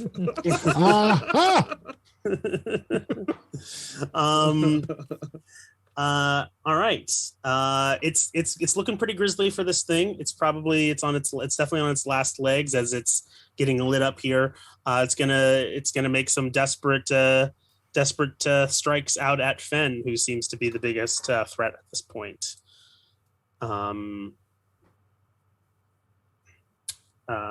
It's gonna hit you with a 17. Yeah. Yikes. This is going to be, seeing that the bite didn't do much to you, it's going to just wail on you how it tried to wail on Tessera. The second attack is a 14. Yep. That's going to hit. So both hit. The damage is not going to be as bad as the bite. And that's going to be six damage. Is that total from both attacks? Sorry, 9 damage. Okay. As it wallops into you, and being it's just guarding up. It's going to guard up again. Just going to try to keep. Yeah. So, we go to Fen. I'm sorry, we go to Astaroth. Oh, okay. So so Astaroth is on the branch and he hesitates to get down. He's thinking about jumping off the branch to charge at it. Yeah. And he holds on. And he's like, I'm going to try it one more time. And he knocks an arrow back and lets go again. Maybe this time. I got doubles. So that's Ooh. 8, 9, 10. I don't think my bonus is big enough. No, that's a 12.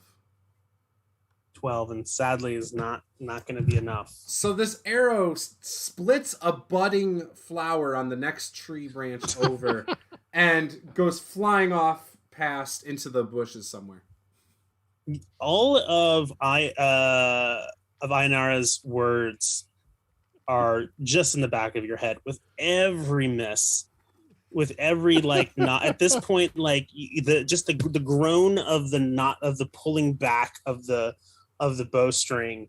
You hear that, just that nagging sound in your head, and it's just causing you don't believe in yourself, and it's making it you're not you don't believe that the arrows are going to hit, and so they won't. I'm in a slump. You're in a slump. Sarah throws him a look that is pure grumpy cat, just like unhappy. Like, will you do something? And maybe as much as Shayneth would love to see their students shine, maybe Shayneth will be the one to put this thing under. It's probably for the best. It's probably for the best. I don't know how many more of those Fen can take. Yeah. Yeah, with an aim and an all-out attack. What's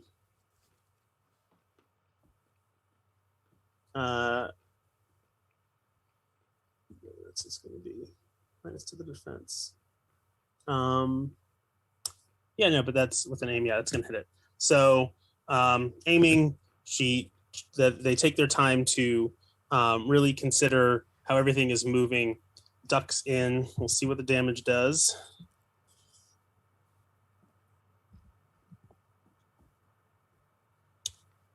All right. The screaming, they go in and they take another stab with the saber. And at this point, the saber is almost caught in the hide. This thing is still up and writhing, but it is screaming. And at any second, this thing can be brought down as the Shayneth is at this point being just almost like just whipped around side to side, trying to keep their hand on their saber as it's jammed within the side of this creature. And Shayneth just looks over at you, Tessera, and says, "Finish it!" All right. Yeah, like leaps up on its back, tries to find a spot where maybe a head connects to a spine and bites there. That is a 15. That's what you need. 2 stunt points. Combat stunts. Let's go for Mighty Blow. I'll do some extra damage with that hit. Okay. Nice. So that is 11, 12, 13 points of damage. Wow. You are going to fell this creature. Hell yeah. You can go ahead and describe that. Yeah, so she latches on and just like full body whips back and forth until there's the sound of something gristly inside of it that snaps and it slumps to the ground. And she sort of ends up like over it, poofed up like any cat in one of these sorts of situations, like, you know, slightly panting and spitting, clearly trying to get the taste out of her mouth. Yeah.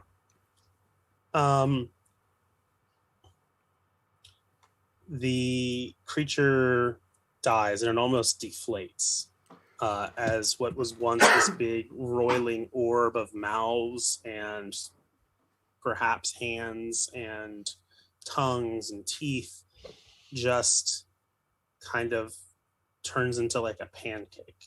Everything just kind of oozes out of it. And where the ooze is, things beneath it, or even that potential of growth for the spring, is threatened as things just kind of die and are corrupted beneath it. Eek. Sarah definitely gets away from that. yeah. You get everybody, and Shayneth just kind of makes sure that everybody gives it a wide berth, and holding their wounded arm, looks around and says, "This is most disturbing. This is some sort of fiend, dark fiend." Oh. I have not seen such a thing in ages. Where did it even come from? I don't know. Such things are normally brought from some kind of sorcery or gate, shadow gate of some kind, but I don't know of the presence of one in this area. Go ahead. What does this goo pancake look like? It will look like a goo pancake. Thank you. Yep. It's kind of rubbery and with a rough hide that's kind of like bumpy and just dark and nasty. Okay. I would like to so Fen like just kind of squats down. And with his hand still kind of aglow, he like picks up this skin flap. And I would like to so I have second sight, which allows me to sense the lingering effects of Arcana. But if I make a test, I can detect or I can attempt to read the signature left behind by any Arcana in the area. So I would like to attempt to read whatever signature of Arcana is on this thing. Ooh, if interesting. any at all. So yeah, you're gonna have to make a test. Yeah, I believe. So it's a test 13. And let's see here. I rolled a 13, no stunt points. All right. So the signature is so you feel almost the thumbprint of magic surrounding it. You get the whirls and the grooves of the arcana, the sorcery that surrounds this thing. There is I don't know if this is necessarily the intent behind this arcana, but I think it would make sense narratively to say it this way. You get this sense, and it's obvious to you to like also with just all the evidence that's left behind, but there is a sense of great hunger and waste in its purest form. You almost, if you look too long at it, you get these just gluttonous urges coming over you. But your mind is trained and your will is powerful enough that you break away from it and you do not give in to those carnal urges.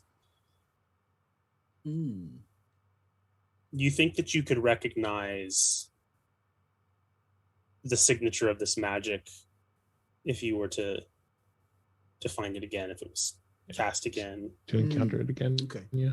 I guess so he kind of stands up and he like, as he's wont to do, he kind of like glances down at Tessera and then back up to Shaneth, and he says, "This is a dark hunger.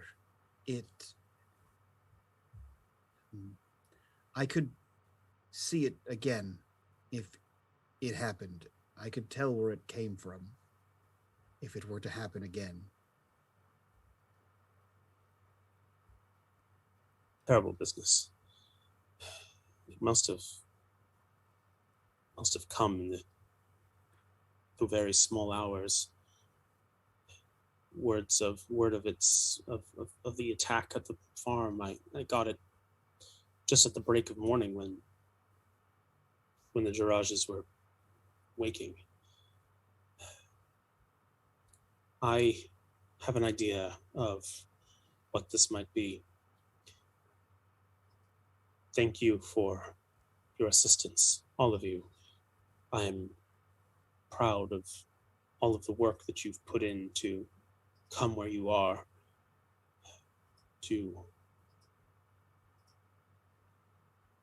face down a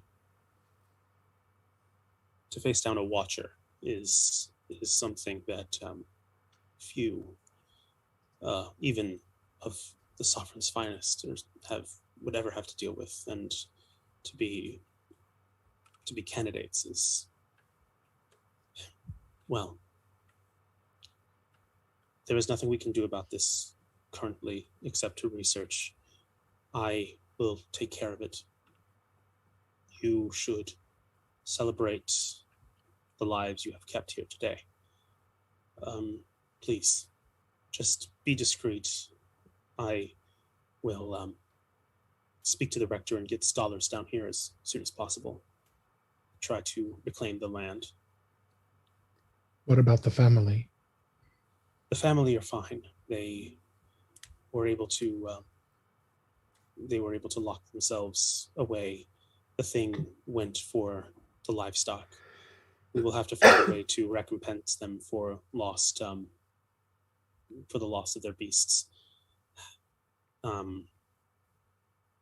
But until then, we should probably get this little girl out of this tree. I was Hello. Sarah looks up. I was gonna say Astaroth was gonna try and do that. I didn't want to interrupt anybody. No, please. If you want to make that a side thing that's happening at the same time. Yeah, so as that was all happening, Astaroth would have gotten out of his tree and went and waited at the bottom of the other tree to help the child down, so that he would feel like he did something useful in this moment, because right now he's feeling really down on himself, and possibly blaming himself for Fenn's injuries.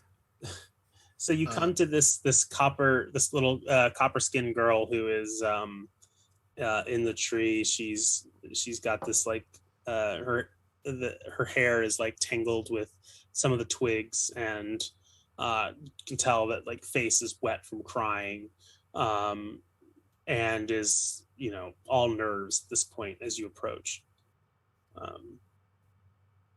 Does she look like she's Jarzoni, or what is? She's there's many different cultures of varying skin color and ethnicity within Aldous. You know that the Jirajas are Aldean culturally. Okay. Yeah. Yeah. Once I help her now, how old does she look like? Roughly? She must be five or six at the most. She's young. Yeah, very young. So as I help her down, I would ask her, where are your parents or friends or family? You can't be out here by yourself. I was out.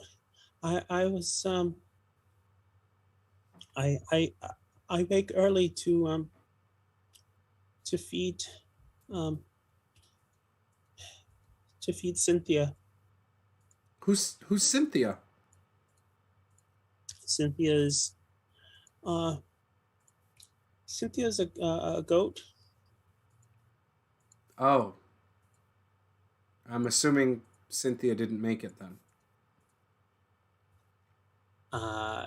There are tears welling up in her eyes. I reach into my pocket for what looks like a goat that I had whittled out of some wood. And I say, here, remember the fond memories you have of Cynthia. Okay. How about we test your communication skills? Okay. And if you have a focus that you think will help you here. So I have persuasion. That probably won't help. It would just be communication then. And I don't have anything else. So that would be 8, 9, 10, 11, 12. That'd be a 14 with doubles. If you would like to do a role-playing stunt, you are more than welcome. Okay. So I have sway the crowd. Your interpersonal efforts are so effective they spill over onto others in the area, and you affect one additional person of your choice past the original target. So I would also try to not sway, but maybe influence the instructor of my good deed. And then as another thing, I would tell her, keep that safe, the carving safe, and don't tell too many people about what happened here today. Mm-hmm. So, she runs away, grateful and calm, or definitely shooken, but better off for you having spoken to her. And as everybody's kind of walking away, or getting ready to just leave, you see that you kind of feel a poke at your back, Astaroth. And almost like for a moment it's alarming. And you look around and it's Shayneth who has one of your arrows, and it was like sort of playfully sort of jabbing you, just enough to get your attention. And maybe as Fen and Tessera are coming down from the fight and speaking, and maybe Tessera is interested in Fen's injuries, and you sort of have a moment aside. Shayneth says, "Good work." Oh, I don't know why you would say that. I didn't do anything. I never hit the creature. Astaroth, our work, if we were to judge our usefulness and our duty by our ability to fight and to kill things and to do harm and to prevent harm, we would be a sorry excuse for servants of the people. We cannot prevent the fiends of this world from wreaking havoc upon it. We cannot hope to solve all of our problems with the pointy end of well-crafted weapons. If we are to be any good, if we are to be of any use in this world, it is to be there when all is said and done, to help the scared children of the world, to figure out what is to be done after the violence. That is, in my experience, our most important duty. Thank Good you. work. I appreciate that. I probably needed that. And they go back towards the. Excuse me. Yes. It has recently come to my attention that there is a project due for class, and we would like to submit our group project. And he motions towards the giant puddle.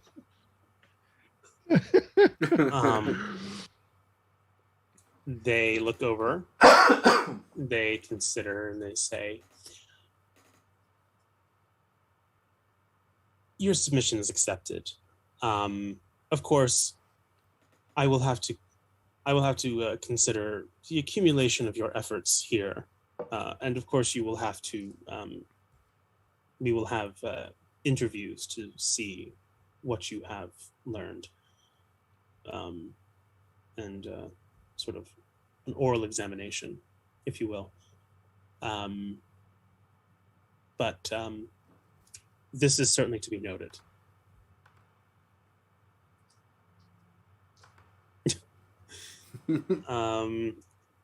And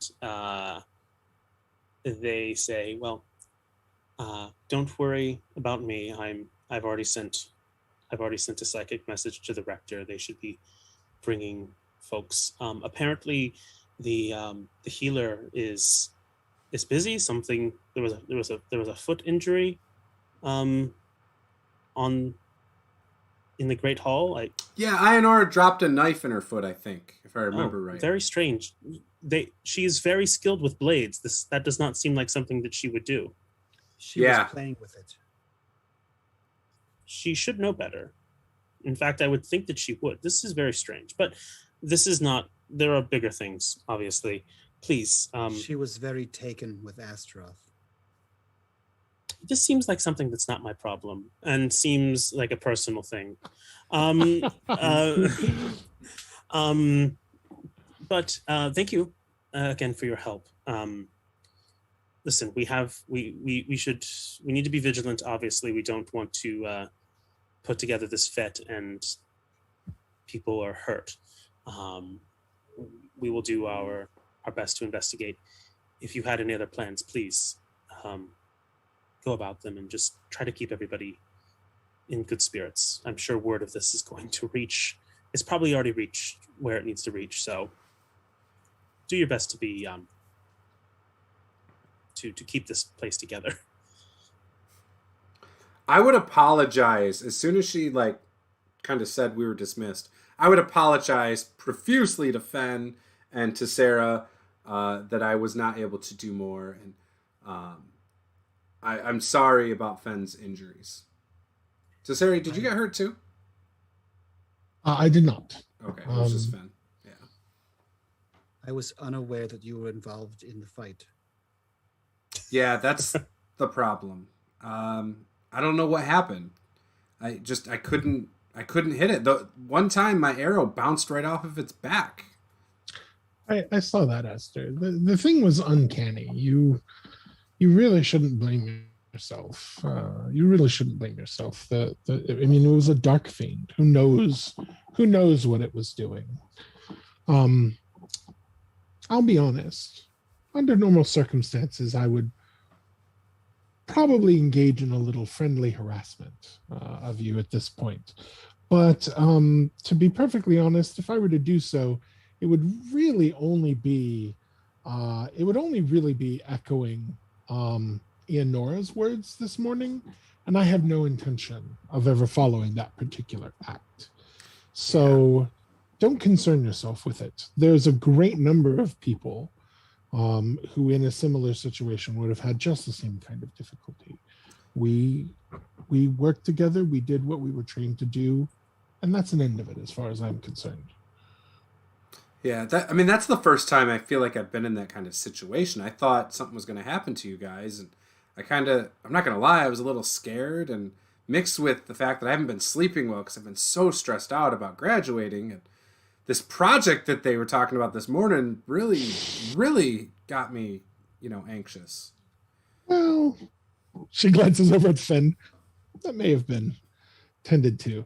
But in the meantime, let's go back to the Grand Hall, and the healer who is there can do something about your very serious injuries, Finn, and Ionora can go to the back of the line, as far as I'm concerned. Awesome.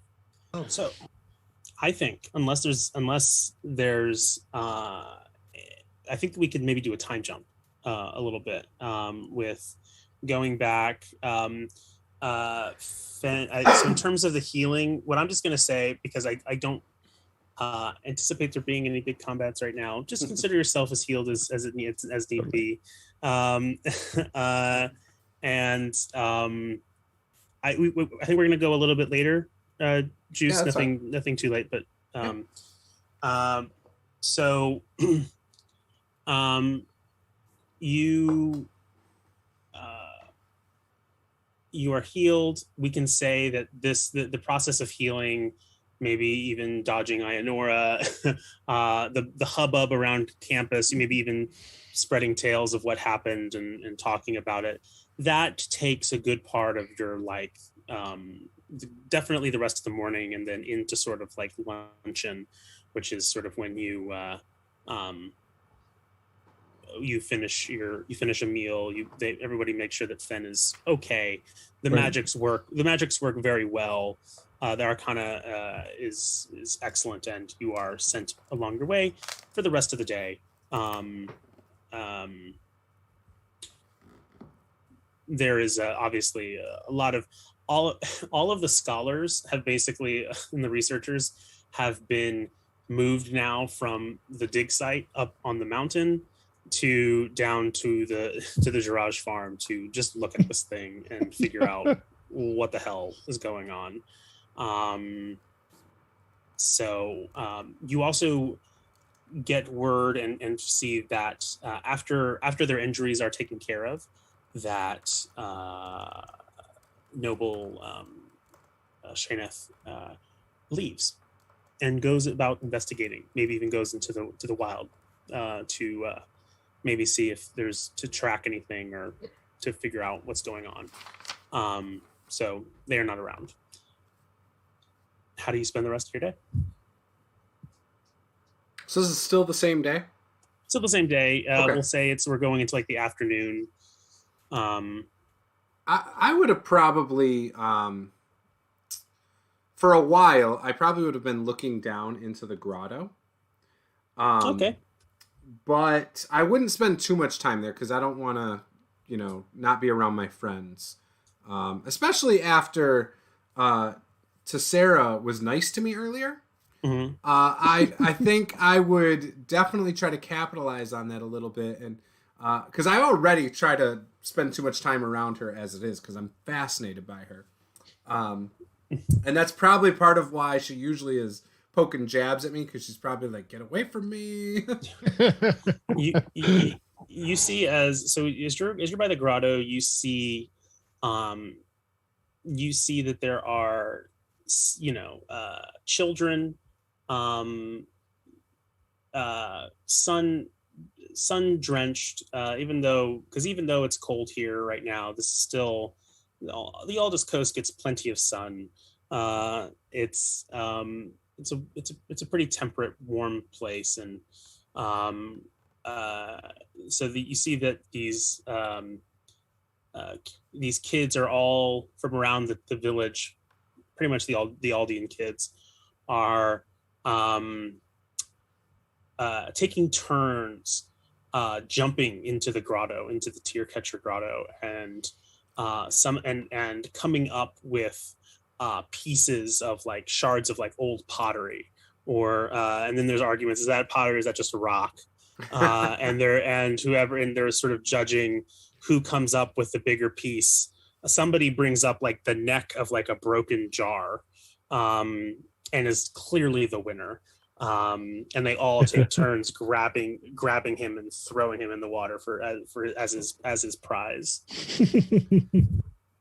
That's awesome. After that happens, I probably, before eventually leaving, would pull my sword out. And, obviously I didn't see blood today and I didn't use it, but look at it. And oh my God, is that a sword?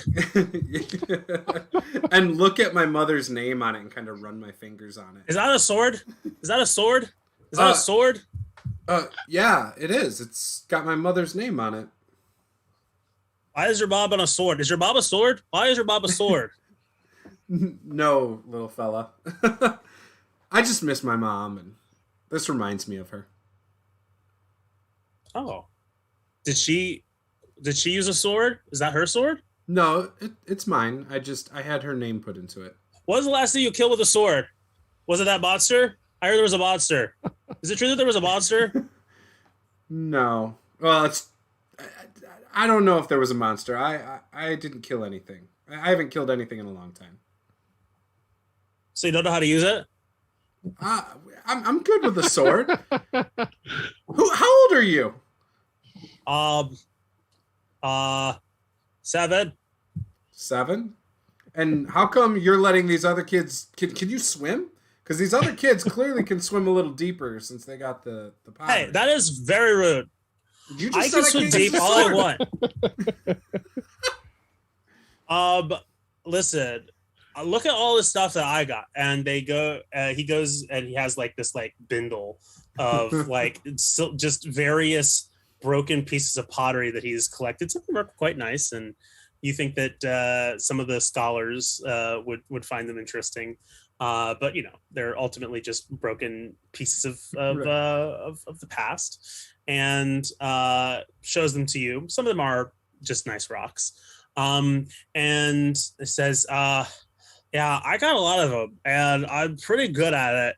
I'll give you like some of them for the sword since you're not using it." No. I can't give. No, this has my mother's name in it. What did you not understand? This is sentimental. So is that what it? Does sentimental mean you don't use it? It means yes. It means I don't use it. Okay. And they wrap up the bindle, and he descends back into the grotto and does a bit of a cannonball into the water, sending splashes, irritating the others who were just trying to like get some sun and sit about on the rock, which was kind of blocking them from the winds up here on the surface. The kid totally made Astaroth forget that he was missing his mother. And now he's like, that damn kid, what the hell? Provoked him to be so rude. Astaroth's coming out of this like a kindergarten teacher.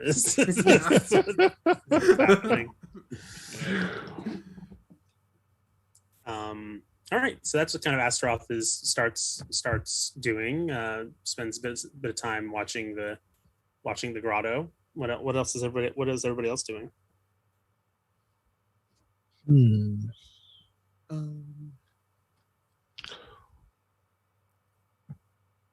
Yeah, honestly, I think we should head over and talk to the Jarzoni. And by we, I mean definitely you. That I caught that, Joe. I caught that. Oh, good. So I think during this time where Astaroth is hovering around the grotto, right? Is being bullied. Yeah, is being bullied by children. He can't hit a monster. He can't hit that kid. That's for sure. I think Fen would have wandered off. And he likes to wander off to I forget what it's called, the arch, the white arch there, the pale arch, that's what it's called. So he wanders like after a meal or what have you, right? This area up here is old, right? It's old ruins, and he is interested in knowledge and the pursuit of arcane and what came before in this previous society that was good and fell. So being in places like this, or like this, like old libraries, old ruins like that, it's like a comforting kind of thing. So he would be, again, with his books, up here, sitting on the arch. And I am going to do something fun. I'm going to use another Arcana because I can. I'm going to use visions. So I get visions of the future. So I'm going to throw these out here. Let me see here. Cast spell. Okay. So I rolled a 13. So you get visions of the future as if you were actually present at the particular future event. The vision you receive are by no means assured. The future can be changed by the actions of those in the present, but your visions are the most likely outcomes should no action be taken to change them. I cannot interact with them. I am only an observer. But I rolled a 13, and a 13 means an accurate glimpse of the future. So. An accurate glimpse of the future. So you're around the ruins. Yeah. You're sort of communing with that. There is a chance that these events can be altered somewhat. I would say that the first wave that you get,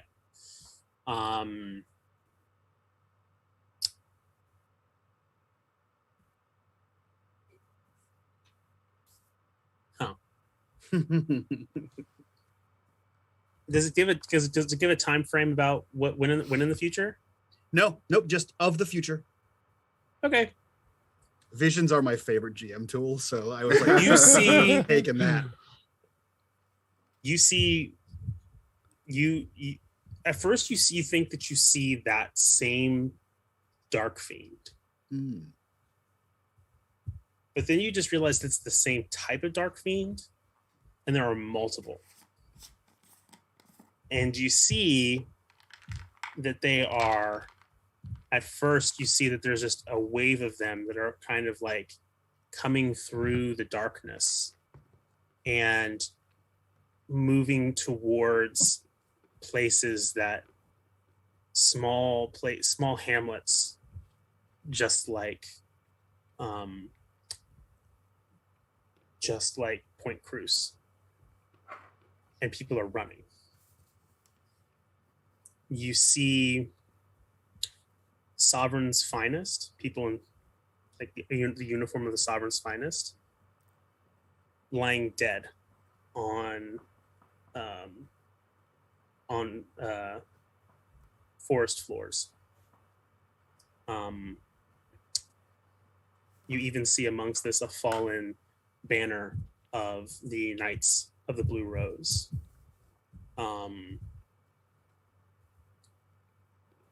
You see a gate is the only way you can kind of describe it, a threshold of pure darkness. And you see that it kind of roils, and you see that the curtain of darkness begins to sort of part, and just beyond it you see a withered, shambling mockery of a person, decked out in ancient fineries. And almost as that roiling curtain parts, turns to you, is almost shocked at your presence, as if you're the one that scared him. And then mouth opens, the jaw coming undone in an inhuman way.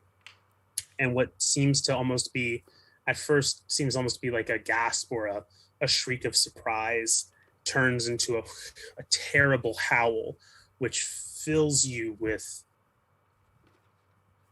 arcane angst.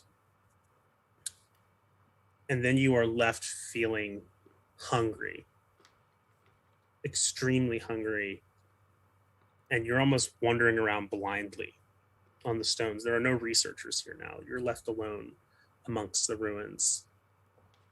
And you come to this pale arch. And everything is kind of coming into focus now. You see the sun, you hear the waves lapping against the shore. And there's a stillness. But that signature that you picked up on earlier, you feel it right here.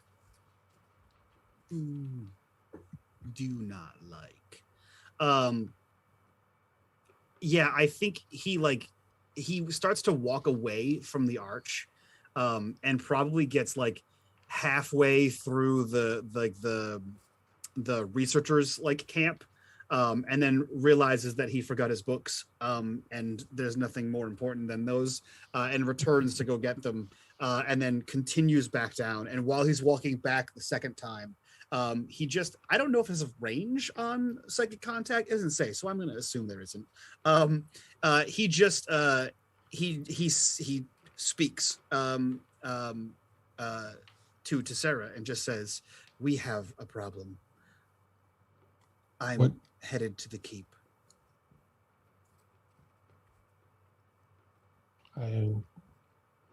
I'll collect Esther and meet you there. Please. And then he continues quietly towards the main campus. All right. So I'll go round up Esther and head back there. Like, Fen is being mysterious. Apparently there's yet more problem. Does he ever have anything positive or optimistic to say? I mean, if it's a book. Yeah. Sword person. Sword person. Sword person. Oh no. What was your name, kid? I didn't tell you. My name's Barnabas. Bartimus? Yeah, sure, Barnabas.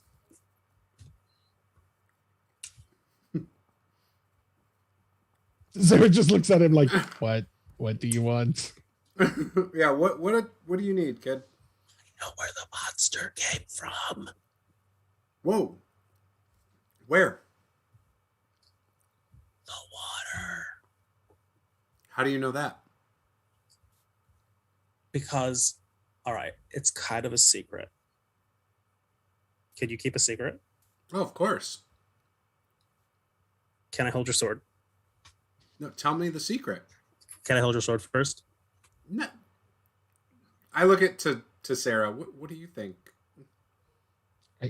What? I don't know.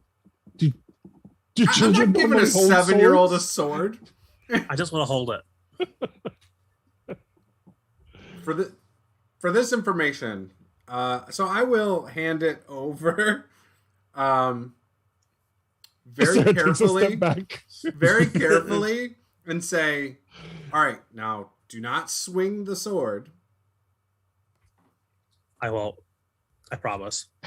Okay, if he swings the sword, I grab it, I snatch it out of his hand right away, but I hand it over to him. He tries to lift it. It's a little heavy, so he's a little wobbly. Mm-hmm. But he kind of like lifts it up. It's like, oh wow, this is cool. Whoa. Okay, I'm done. And he gives it back to you. Says, all right. So, I was I sometimes come to the water to find like creatures, like little animals, little slimy things. I like slimy things. And there was like a lot of sound coming from the water last night. It was kind of scary. There was like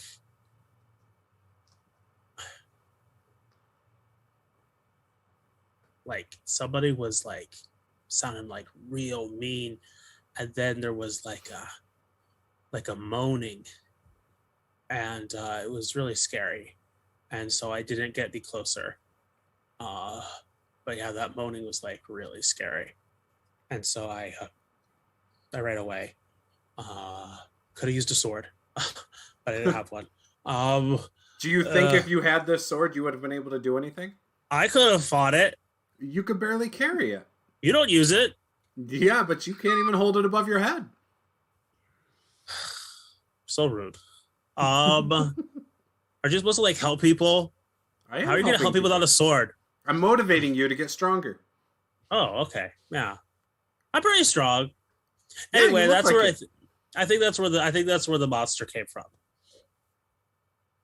All right. Well, thanks. I'll pass that on. But I don't think there's been a monster. I don't know what you're talking about, kid. Everybody knows about the monster. My friend saw it. She was in a tree. And who would your friend be? I mean, there's lots of kids around here that climb trees. Celesta. Celesta? Yeah. Oh, okay. Her family has a farm. Oh, and they just always have monsters on their farm? You're silly. I'm done talking to you. And he dives back into the water. I told her to not say anything. Well, that was optimistic of you. Yeah, I mean, I guess she was only 5.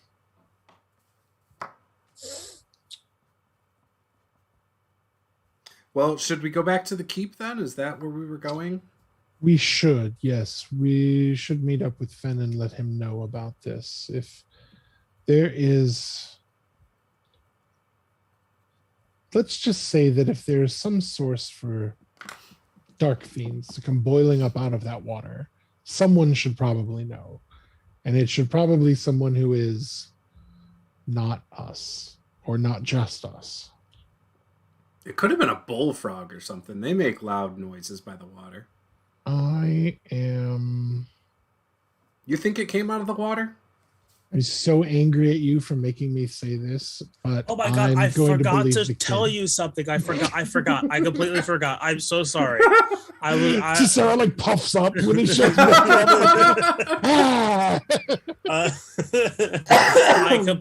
I completely forgot. Oh, okay. So after I hit, and then I made sure to come here first thing in the morning and to find out what was here. And I found this, and I think it belonged to the monster. And he goes through his bindle, and he shuffles around. You hear the clanking and the clacking, and he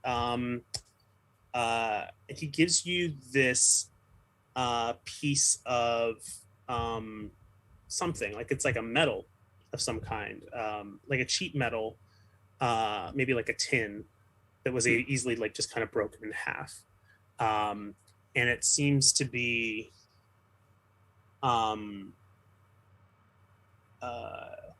kind of geometric shape, but you're not quite sure what it is. It's broken.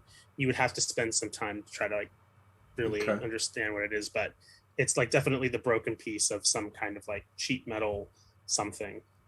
And it's like bendable? Yeah, it's pretty, it's like with enough force you could bend it around. And he says, okay, that's it. I'm so sorry. Bye. And he jumps back into the water.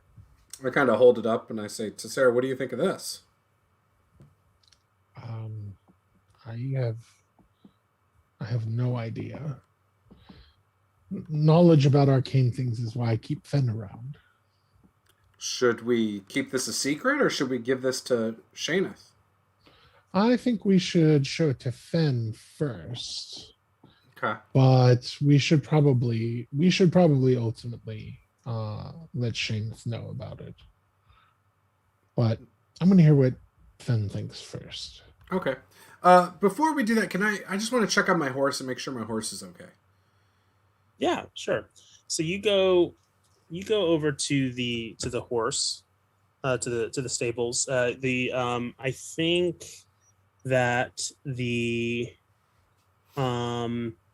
think that your horses are there's probably a stable just for the campus. Okay. Is it guarded? Do we know? Not really. Just has like regular people. Everyone just kind of like regularly watches it. And there's people that are on duty to like. But you go and stable hands, yeah. And you go and to the small stables by the school, and your horse is there. What's your horse's name?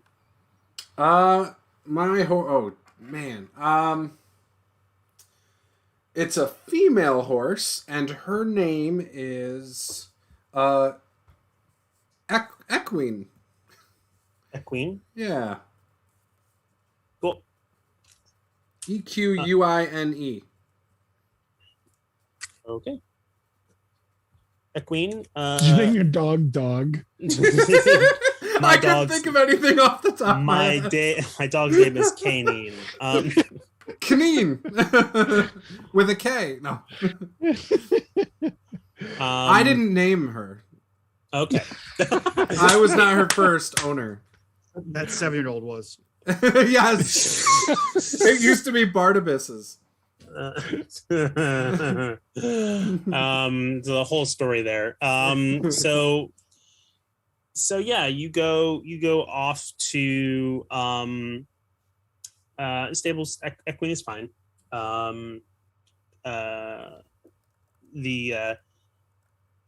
long have you had? I mean, in all seriousness, would you have bought the horse at some point? I mean, horses can be expensive. Would you like somehow obtain the horse up here? Have you had it since the city? Yeah. So the horse was probably the neighbor's horse of my mother, and maybe the neighbor they were too old or they passed away, so we kind of not necessarily inherited it. We offered to help the family and bought it from. Yeah. Okay, cool. So you have this horse, a prized possession of yours, but also a companion. Yeah. And it's calm at your presence. She seems mellow. Okay. So seeing that she's okay, just because this dark, like muscly creature thing terrified me and everything, this is a calming presence for me as well. It kind of is a way for me to like get centered and get my bearing back before moving on. So once I do this, I maybe pull a treat out for the horse and feed it, and then I feel ready to move on with what we were planning. Okay, so we're gonna cut to so you're meeting up back at the school. Yep. Okay, so we'll cut to sort of one of your rooms over in the actually not even on the campus, but at the dormitories. There's these sort of kind of cruddy, like a sort of cruddy longhouse that there's been these dividers been put up, and nobody's really in here right now. People are sort of busy about doing things and getting ready for this dance that's going to happen in a couple of days. You are going to so you all meet somewhere in one of your little rooms, and you all gather together. You begin to share your information. We have a problem. I believe that there are more of these watchers, and by more I mean hundreds and possibly thousands. And I believe they are being sent here, and they are being controlled by something like the Lich King of Kern, perhaps, or older. Oh. And if we don't do anything, then they will overrun the countryside. Is it just us three here? Yeah. So I would pull that piece of metal out, and I would say, so some kid said he thinks that the monster came from the water, and he found this, and I'll hand it over to Fen. Does it resonate with that same kind of magic, Aaron? It does a little bit, a taste of it. Go ahead and give me, Fen, it's going to be your Second sight? No, it's going to be your intelligence, actually. Oh, okay, cool. And if you have any kind of cultural lore, this would be. I have. Or religious lore. Cultural lore, religious lore. I actively don't have religious lore. I have etiquette. Does that help? Nope. Okay. So a straight intelligence check, and if any, you're going to have a bit of an easier time getting a crack at this. But if depending on how he does, other people can maybe give it a try. So I rolled a 10 with 2 stunt points. A 10 with 2 stunt points, cool. There's exploration stunts if we want to experiment with that. Yeah, just to get a feel for it. There's also a couple like role playing ones. I wasn't sure if those would be appropriate. I would allow a role playing. I mean, it would mainly have an effect on the PCs. Yeah.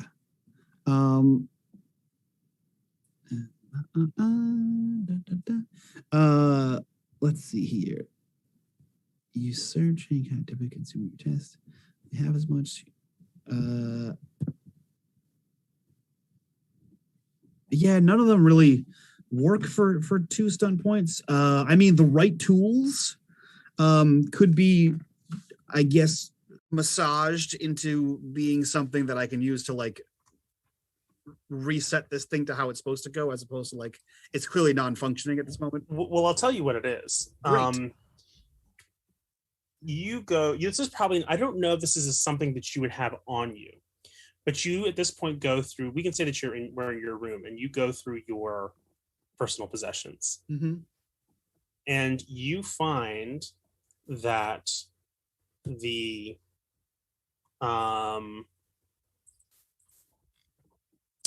you see as Fen takes this broken piece of something, takes out something else, and overlays it on top. This is the holy symbol for the Jarzoni religion. It's like their cross or crucifix or something like that. Right. Mm-hmm. Is the one from the lake like mangled in some way, or is it like still? It was broken somehow. Okay. Like it was, yeah. Okay. Almost like perfectly in half. You think? Sure. So for my edification as a player, and of course the audience here, what is the Jarzoni religion? What's that about? I was scrambling to find it, and I can't find an official symbol. It's probably something to do with the hearth. It's like a flame, maybe. I'm sorry, or what is the religion about? The religion of Jarzon worships, typically only worships one of the gods. It is the god of the hearth and the family, and of heterosexual pairings, typically, and named Leonoth, yeah. Leonoth, who, is sort of the god of the hearth kind of guy. He has a consort in the primordial goddess, or in the goddess Morena, who is the goddess of the of like the summer and things of that nature. Typically in Jarzon, the state religion is only worshiping him. He is the light bringer, the one who got them through the darkness of the sorcerer of the sorcery, sorcerer kings, and the conflicts there that followed through. So that's his deal. Uh-huh. So as the prominent god of the Church of Pure Light, would make sense that a shattering this or breaking this could be in somehow relation to a creature of abject darkness.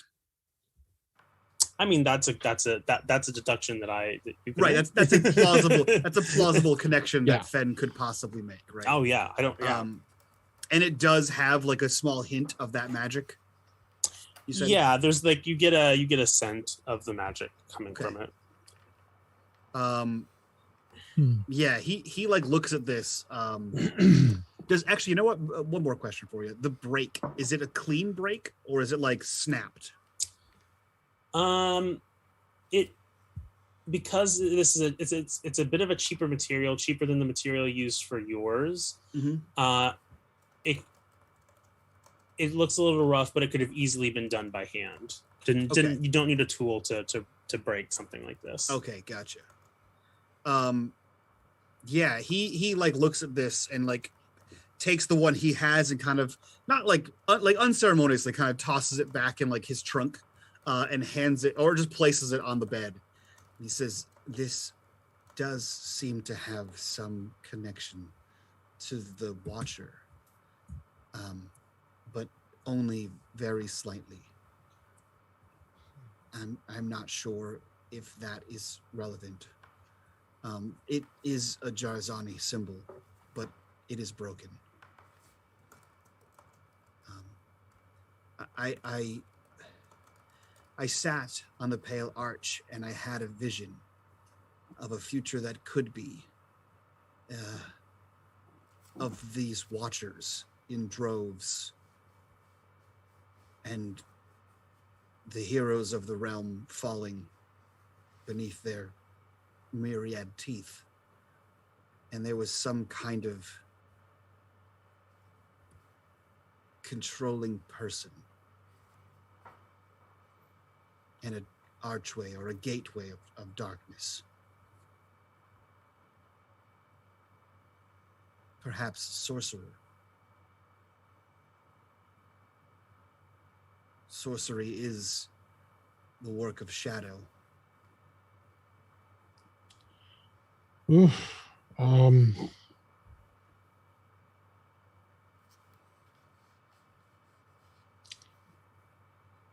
I have to wonder if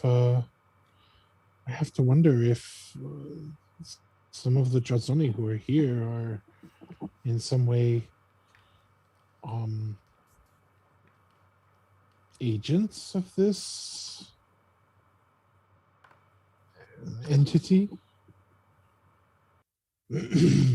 Or if it's been the sort of thing that's left behind as a distraction. Why do you think they would be associated?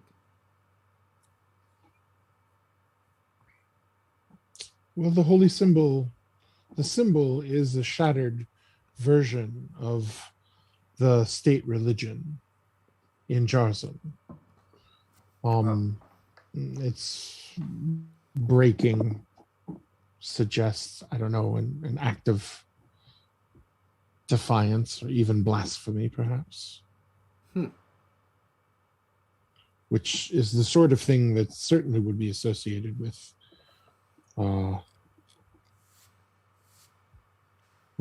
the things of shadow.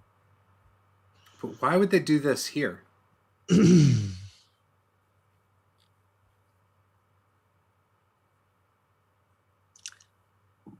Aaron, so I assume the gods in general are depending on where you're from, are well known, right? Mhm. Are the exarchs of shadow? Are they well known? Are they well known? Yeah, Yeah. would someone of our level of education know like as well as the gods, like their names and what they're about? Mm-hmm. Yeah, Okay. they're pretty essential to the whole like deal of this world. So Okay. yeah.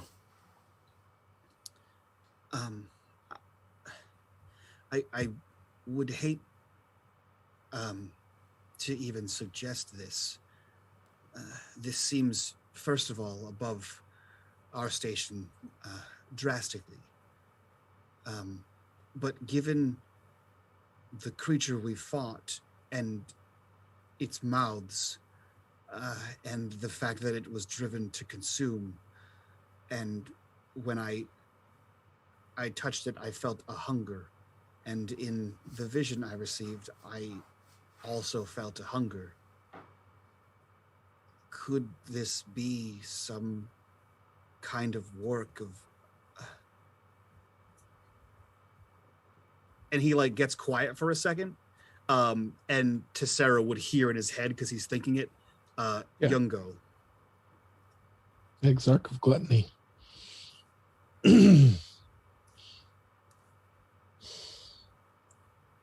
Well, if those Watchers are associated with anything, it's almost certainly with that power.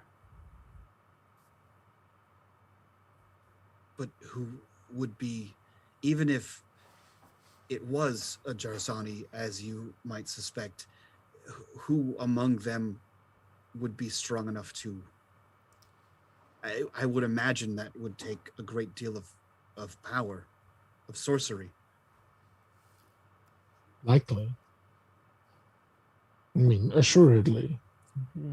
I would imagine that the summoning or calling of a creature such as that wouldn't be easily disguised either.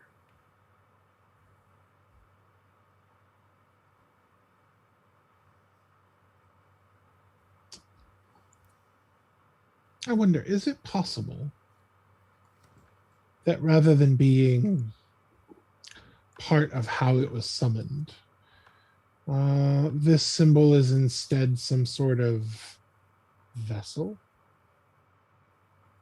that someone else has prepared has summoned these spirits nowhere near here, placed them within these easily broken things so that they can be called forth in that way? I don't know. That is beyond me. All right.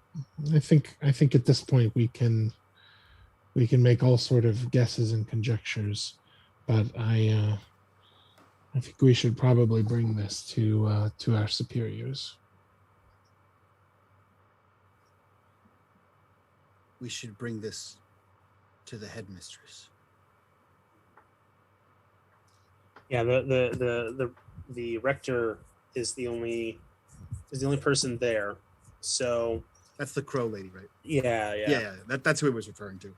Yeah. So because I mean, you could have taken this to Shayneth, but Shayneth is not around. So we can cut to the rector's office. They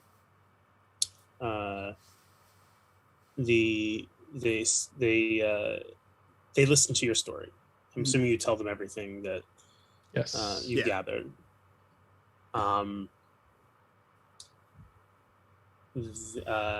Their name, by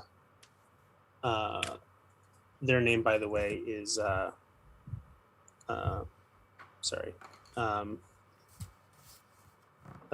name, by the way, is Kari, Karee, Kari. That's the Raven, or is that the woman? The Raven, the person who escorts the Raven around. Their name is Phyllis. Good old Phyllis. Yeah, Phyllis is Kari's helper. Phyllis the help. Correct. So Kari sits upon his perch, just kind of like takes us all in, kind of giving some of those bird-like movements. Though the eyes are the sort of the deep consideration in the eyes are a dead giveaway to sort of the awakening of this rye bird. And there's a look of real of pondering. It says,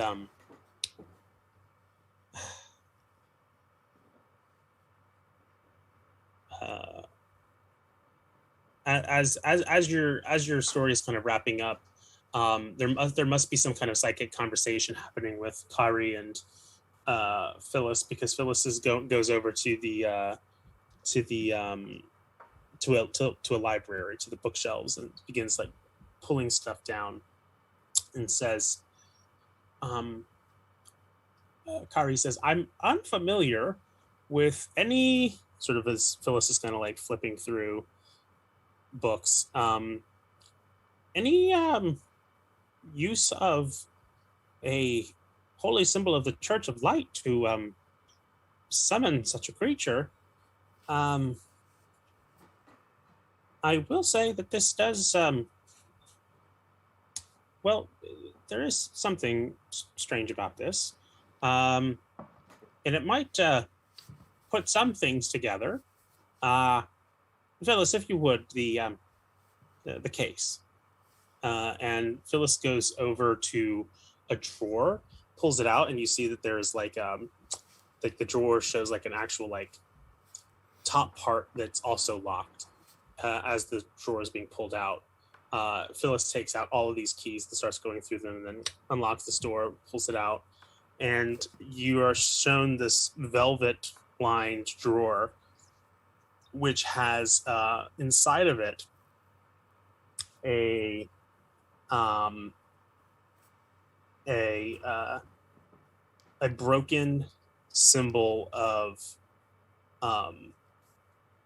the Exarch of Gluttony, and says, "We did. This was found in the ruins here a long time ago, but there was never any sign of corruption when we first came, and we figured perhaps it was part of the fall of the old kingdom. But perhaps we were mistaken. Perhaps we don't know much about whoever was called this old fortification home. It was definitely some kind of castle or manor or something. But it's strange to be sure. Now this whole thing has called into question the very identity of these ruins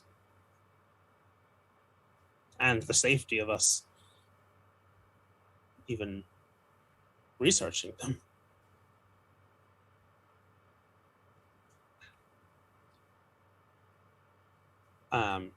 Though it is strange that this holy symbol is connected somehow. Perhaps you could be of assistance. I think perhaps you might. Well, this had to have belonged to one of the Jarzoni. Perhaps we can find out who it belonged to and why they don't have it any longer. Why would it have to? Well, I mean, it would seem likely. I mean, there are you seem to you're not missing your Jarzoni holy symbol. Anyone can worship the Church of Light. It's true. Anybody can. And this was cheaply made, so anyone could have made it in 2 camps of craftsmen or purchased it on the road. Many people travel to and from here. I hope that it does not seem that I'm casting aspersions upon the Jarzoni. It just seems like no love for the Jarzoni. Well, they certainly present challenges to our to living in our open society. I know that there is a feud between the Aldean family, the Jonan family, are feuding with them. It could as easily have been crafted and made to look like the Jarzoni. It would not do well to jump to conclusions, is my only thought.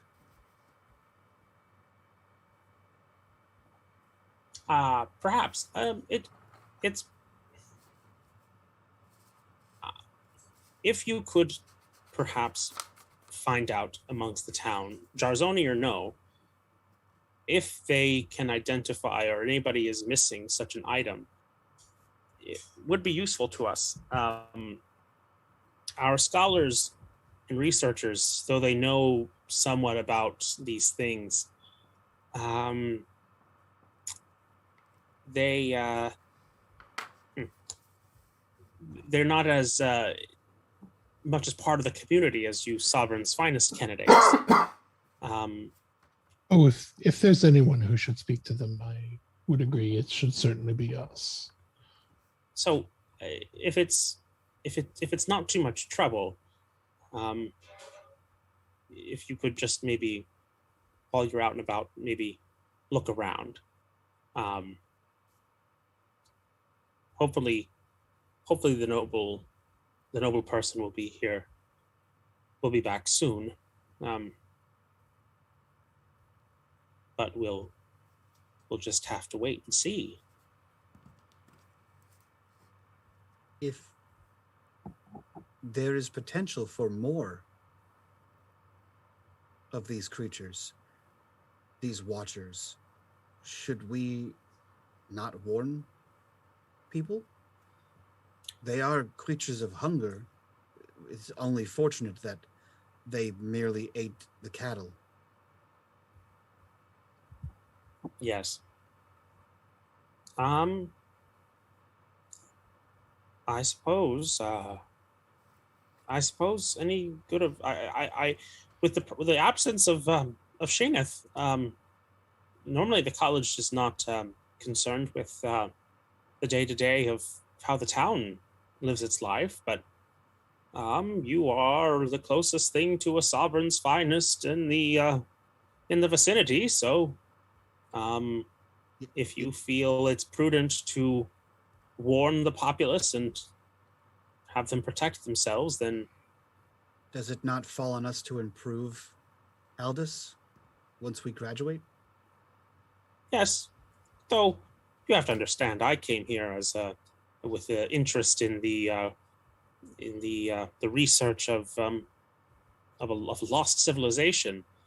It's only because of our proximity to this town that you came at all. You're Shaneth's students. I mainly deal with scholars. Understood. We will do as we have been taught until Shaynath returns. And if you have any questions or need anything, please don't hesitate to ask us. Much obliged for your help in this. We will try to give you any resources needed to keep people safe. We do hope that they are well, and that we don't run into any more of these things. We are hard at work at researching and taking what information we've gleaned over the years of this place and trying to apply it to this conundrum. I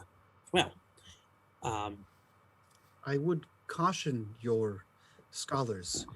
The arcanum that I felt from the creature and from this, I also felt at the Pale Arch. I don't know if there's a connection, but if that could be another site of entry, I would not want our efforts to protect the town to cause your scholars to be consumed.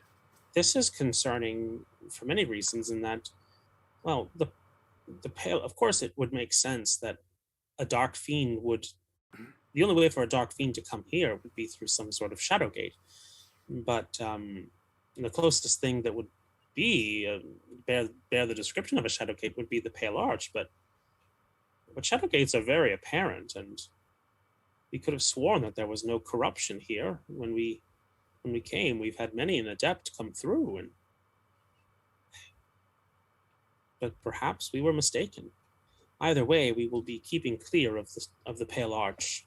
In other places, from what my mother has said, they have discovered shadow gates at the bottom of lakes and other bodies of water. If the boy was correct in his belief that the dark fiend came from the water, is it possible that there is a shadow gate there?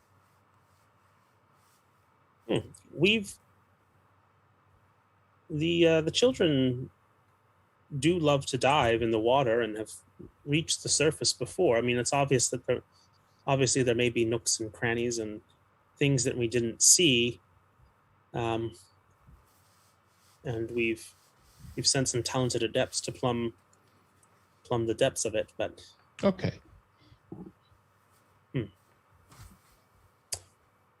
It's strange, to be sure.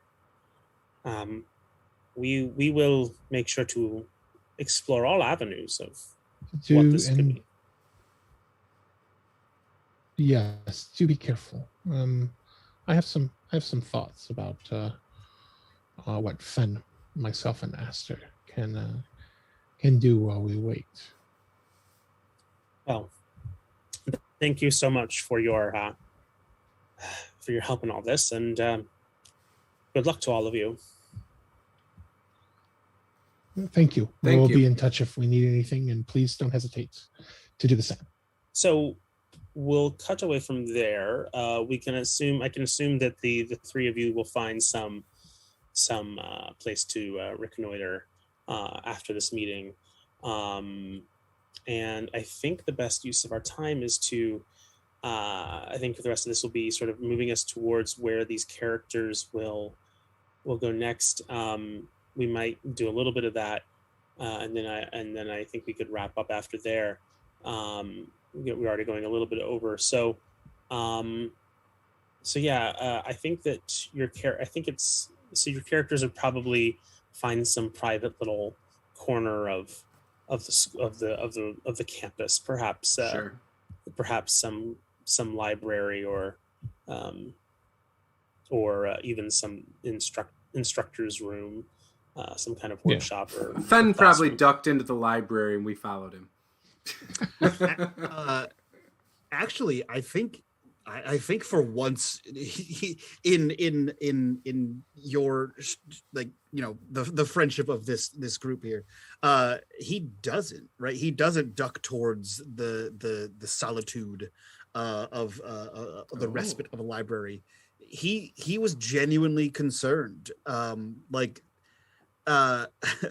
Chiding aside, it did take the two of us and Shadith and occasional arrows to take this thing down. And the compliment as it was that you know, the nation's finest don't, it's a struggle for them to take one of these down, and we did it, right, is hit home. Like, I got my ass kicked, and what we have is 20 some odd trainees, and a small city's worth of people, and this thing chewed through several cows in a morning, right, in a couple hours. So what it could do to people is concerning. So I think Fen would be looking for some kind of way to like he understands enough about social etiquette that he realizes that no one really takes him serious, because he's weird, and also he's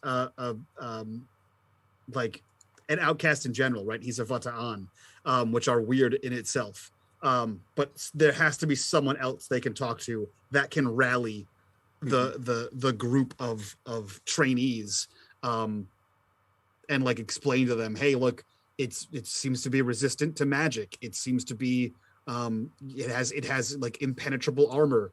It has a hunger that consumes. It has like he wants to break this thing down and be like, look, this is real, and it might come back, kind of thing. Well, why don't we do that? Okay. So you want to spend your time sort of getting together with the rest of your cohort and sort of educating them on it and also researching it? Yeah, I mean, for him, mostly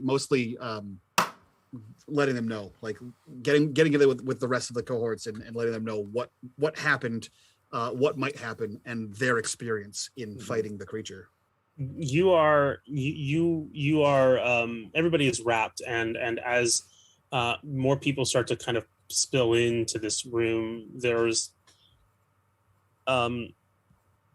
about 10 of you all told, who are all part of this program. This does not include the like researchers. Who are also here. Just sovereigns. Just the sovereign's finest candidate. Yeah. So eventually everybody kind of comes in. You see that Ainora hobbles in the back, says at some point, sort of interrupts you to say, I could have been of great help to getting rid of this problem and helping Shaneth if my foot had not been injured mere moments before. It is a shame that you played with daggers at the breakfast table. I am so glad to hear you say that, because I think that with the group of us who are here, we can and should arrange for patrols throughout the community especially areas where large numbers of livestock are kept, because that seems to have drawn the attention of this gluttonous watcher, even above and beyond the family that was there. I think we have seen the sort of morsels that it prefers, and I think that considering the fact that sorry, hold on, give me just a second. I think that considering the fact that Shenif is away, we should take it upon ourselves to keep an eye out for more of these things and do what we've been trained to do. I also think we should put some people at the grotto. One, to protect our children in the town. And two, because we believe there might be some activity of them coming from around that area.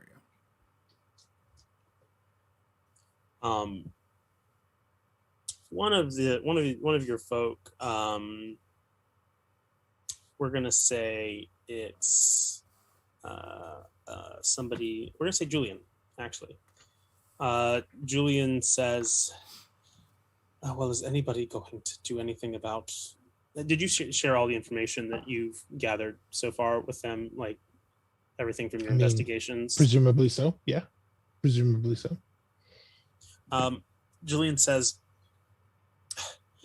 well, there does seem to be some sort of Jarzoni problem here that perhaps... Or perhaps it's this Hearth family, the Jonans. Your assessment might be correct that these tensions are creating a rife opportunity for somebody to maybe be tampering with things that they shouldn't. It's awful to think about. We really need to. Oh, wait a minute. What about the Kerns? There are Kernish that are in the town, refugees. If anybody has access to and experience with sorcery, I mean, it's them, no doubt. They're not entirely vetted. We don't know really their... Whoa, Julian, you're throwing around a lot of accusations. I'm just trying to be rational. We can't just throw away good deductions just because of our feelings about these things. This is right. This our is feelings should not dictate any of our assumptions or actions. We should just be rational here and use logic and use evidence. And right now, there's no evidence saying it was either of those people. Now, we should look into it. I'm not saying we shouldn't, but you should not go around saying it is their fault. You're smart, Julian. I believe in you, but I think you should be a little more careful with your words. I would like you to make a communications. I'll allow a persuasion here. If you got it. I do. So that's 12 on the die. 17 with no doubles. It's an excellent point that is made, and you see that Julian is utterly shamed in front of to be a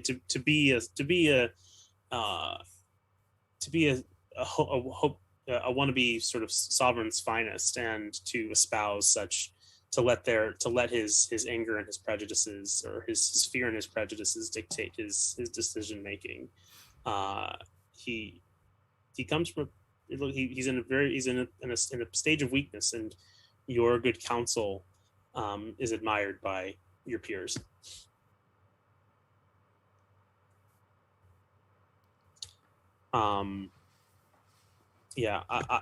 Ainora says, Astaroth, you are correct. There is... Wait, what did you say, Ainora? I don't think I heard that well.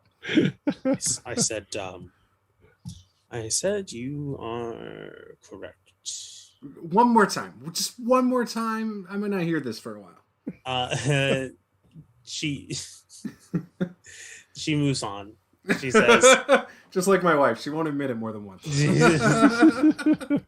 She says, either way, we have to be calm. This situation could descend into chaos so very quickly, and that is where corruption reigns, is in chaos.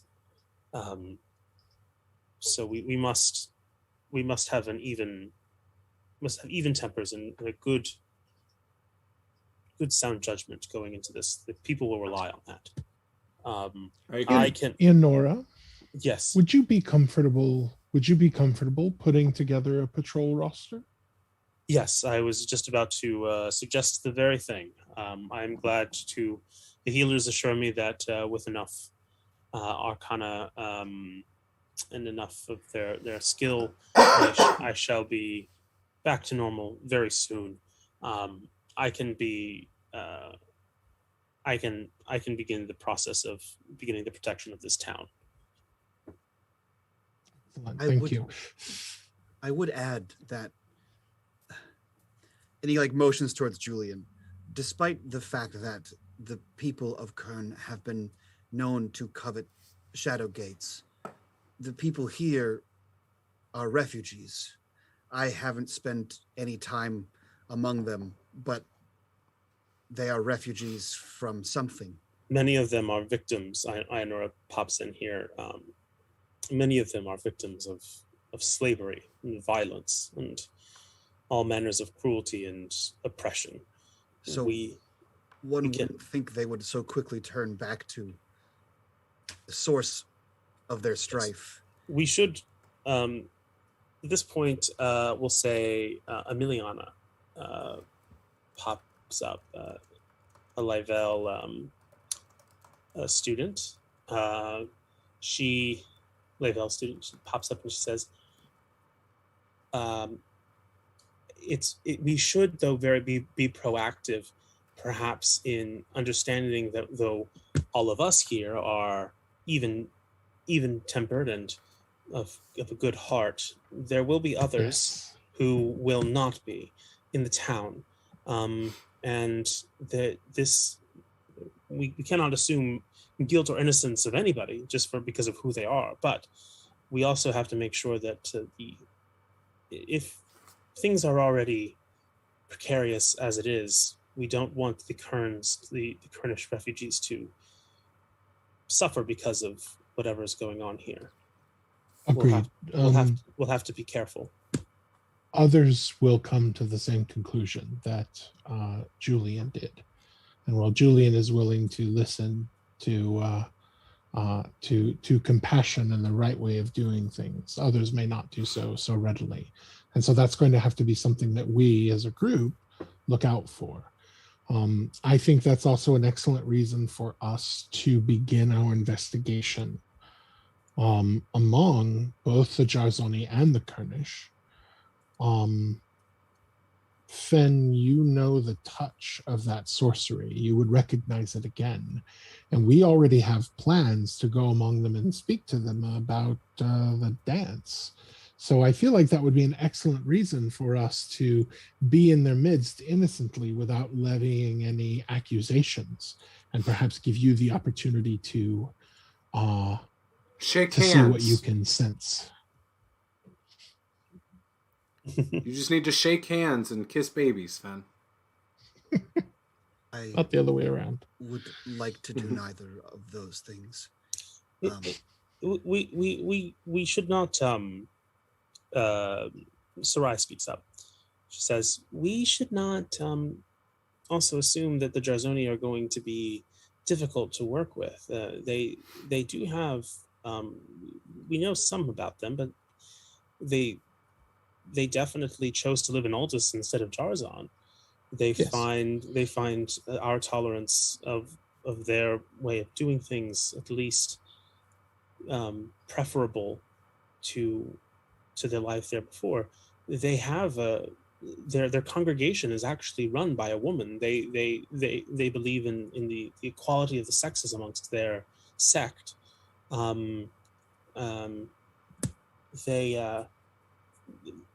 Therefore we should come at them with open hearts as well, I think. And even the purists of Jarzani have in times allied themselves with the Sovereign's finest to defeat dark fiends and close shadow gates. Particularly where things of shadow are involved, exactly. Yes, that and Julian actually pops up here. And listen, I don't want to seem prejudiced, but it can also be said though that with the merest hint of such things, some Jarzoni act with great zeal. We don't know necessarily if they can or will go to the purging fires with this, but it is possible. So that is something to consider as well. Julian, everyone can show great zeal for prejudices they may hold, as you did with the Kern. So it is best not to jump to conclusions and make assumptions. I would venture to guess that each group would have some kind of leadership, as it is culturally appropriate to do. Someone always rises to the top. It would behoove us to speak with that person. I think that if we're concerned about some sort of zealotry rising in their population, that we should speak with, approach, and make good friends of this priestess first and foremost. If that sort of dynamic is going to come from anywhere, it's most likely from that corner. And if we've made an ally of her, it's far less likely to do so. Well, yes, you know that from your time here, that the name of their priestess is Osancha, Ossanxia, Osancha.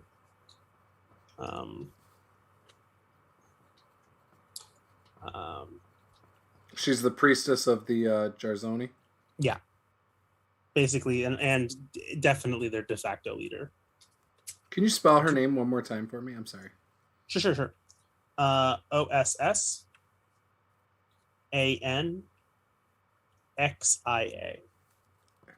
Osancha.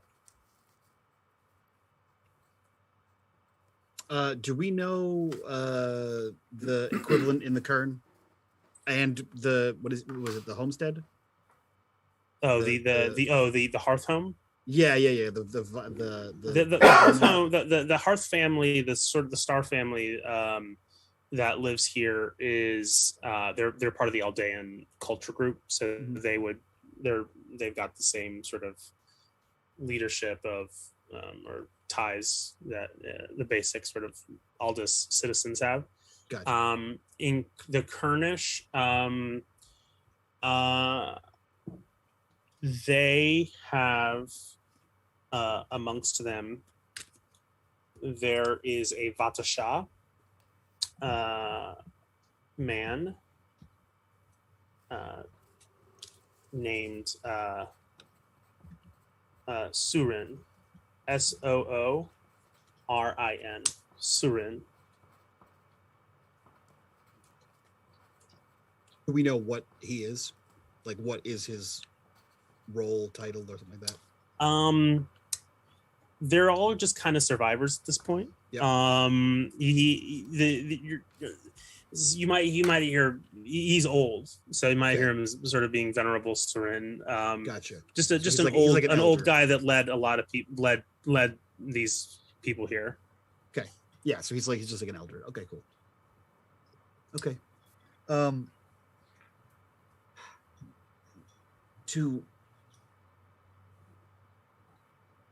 To combat against potential rising tensions, I would suggest, and he looks to, what was her name? Ionora, the one I accidentally stabbed.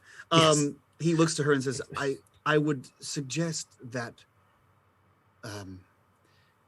in your plan, we account for at least one person from our group in one of the camps at any time, not to act, but to act as eyes and ears and report back to all of us.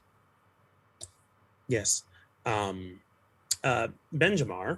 the other of the three singles in the group, that helped poor Ionora, says,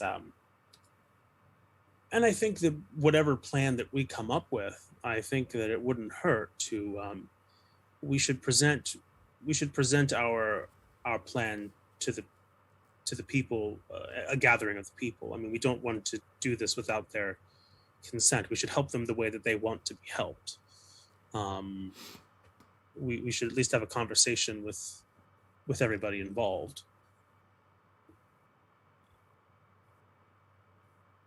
before we start patrolling. I mean, how would it look if I started patrolling? You know, you put some armed person in my neighborhood, and we didn't necessarily know why that was happening. We should at least. I think part of it is having these conversations first. And you three seem the best equipped to deal with the these disparate factions. You've obviously done well to in moderating this discussion, and I think we can all agree that you are the ones to do it, to speak and make our intentions clear, and to get consent. Thank you, Benjamin. Well, are we all decided then? I believe so. And Julian then pipes in, and by the end of this, all of our projects will be done. Ours is already complete. But yeah, we already submitted ours, Julian. And what? How did you submit? You didn't even know there was one when I spoke to you. And we are very efficient. Moments later, we slew the Dark Fiend. So. Oh, that's right. Yes, you did do that, didn't you? Yes. How many times did you shoot it, Astaroth? Oh, 3. I shot it 3 times. And they all hit. It doesn't matter how many hit. So many times. But I shot plenty of times. It is the chaos of battle. Who can tell? Who keeps track of I lost these count. Anyway, we should probably go talk to important people. Yes. Well, there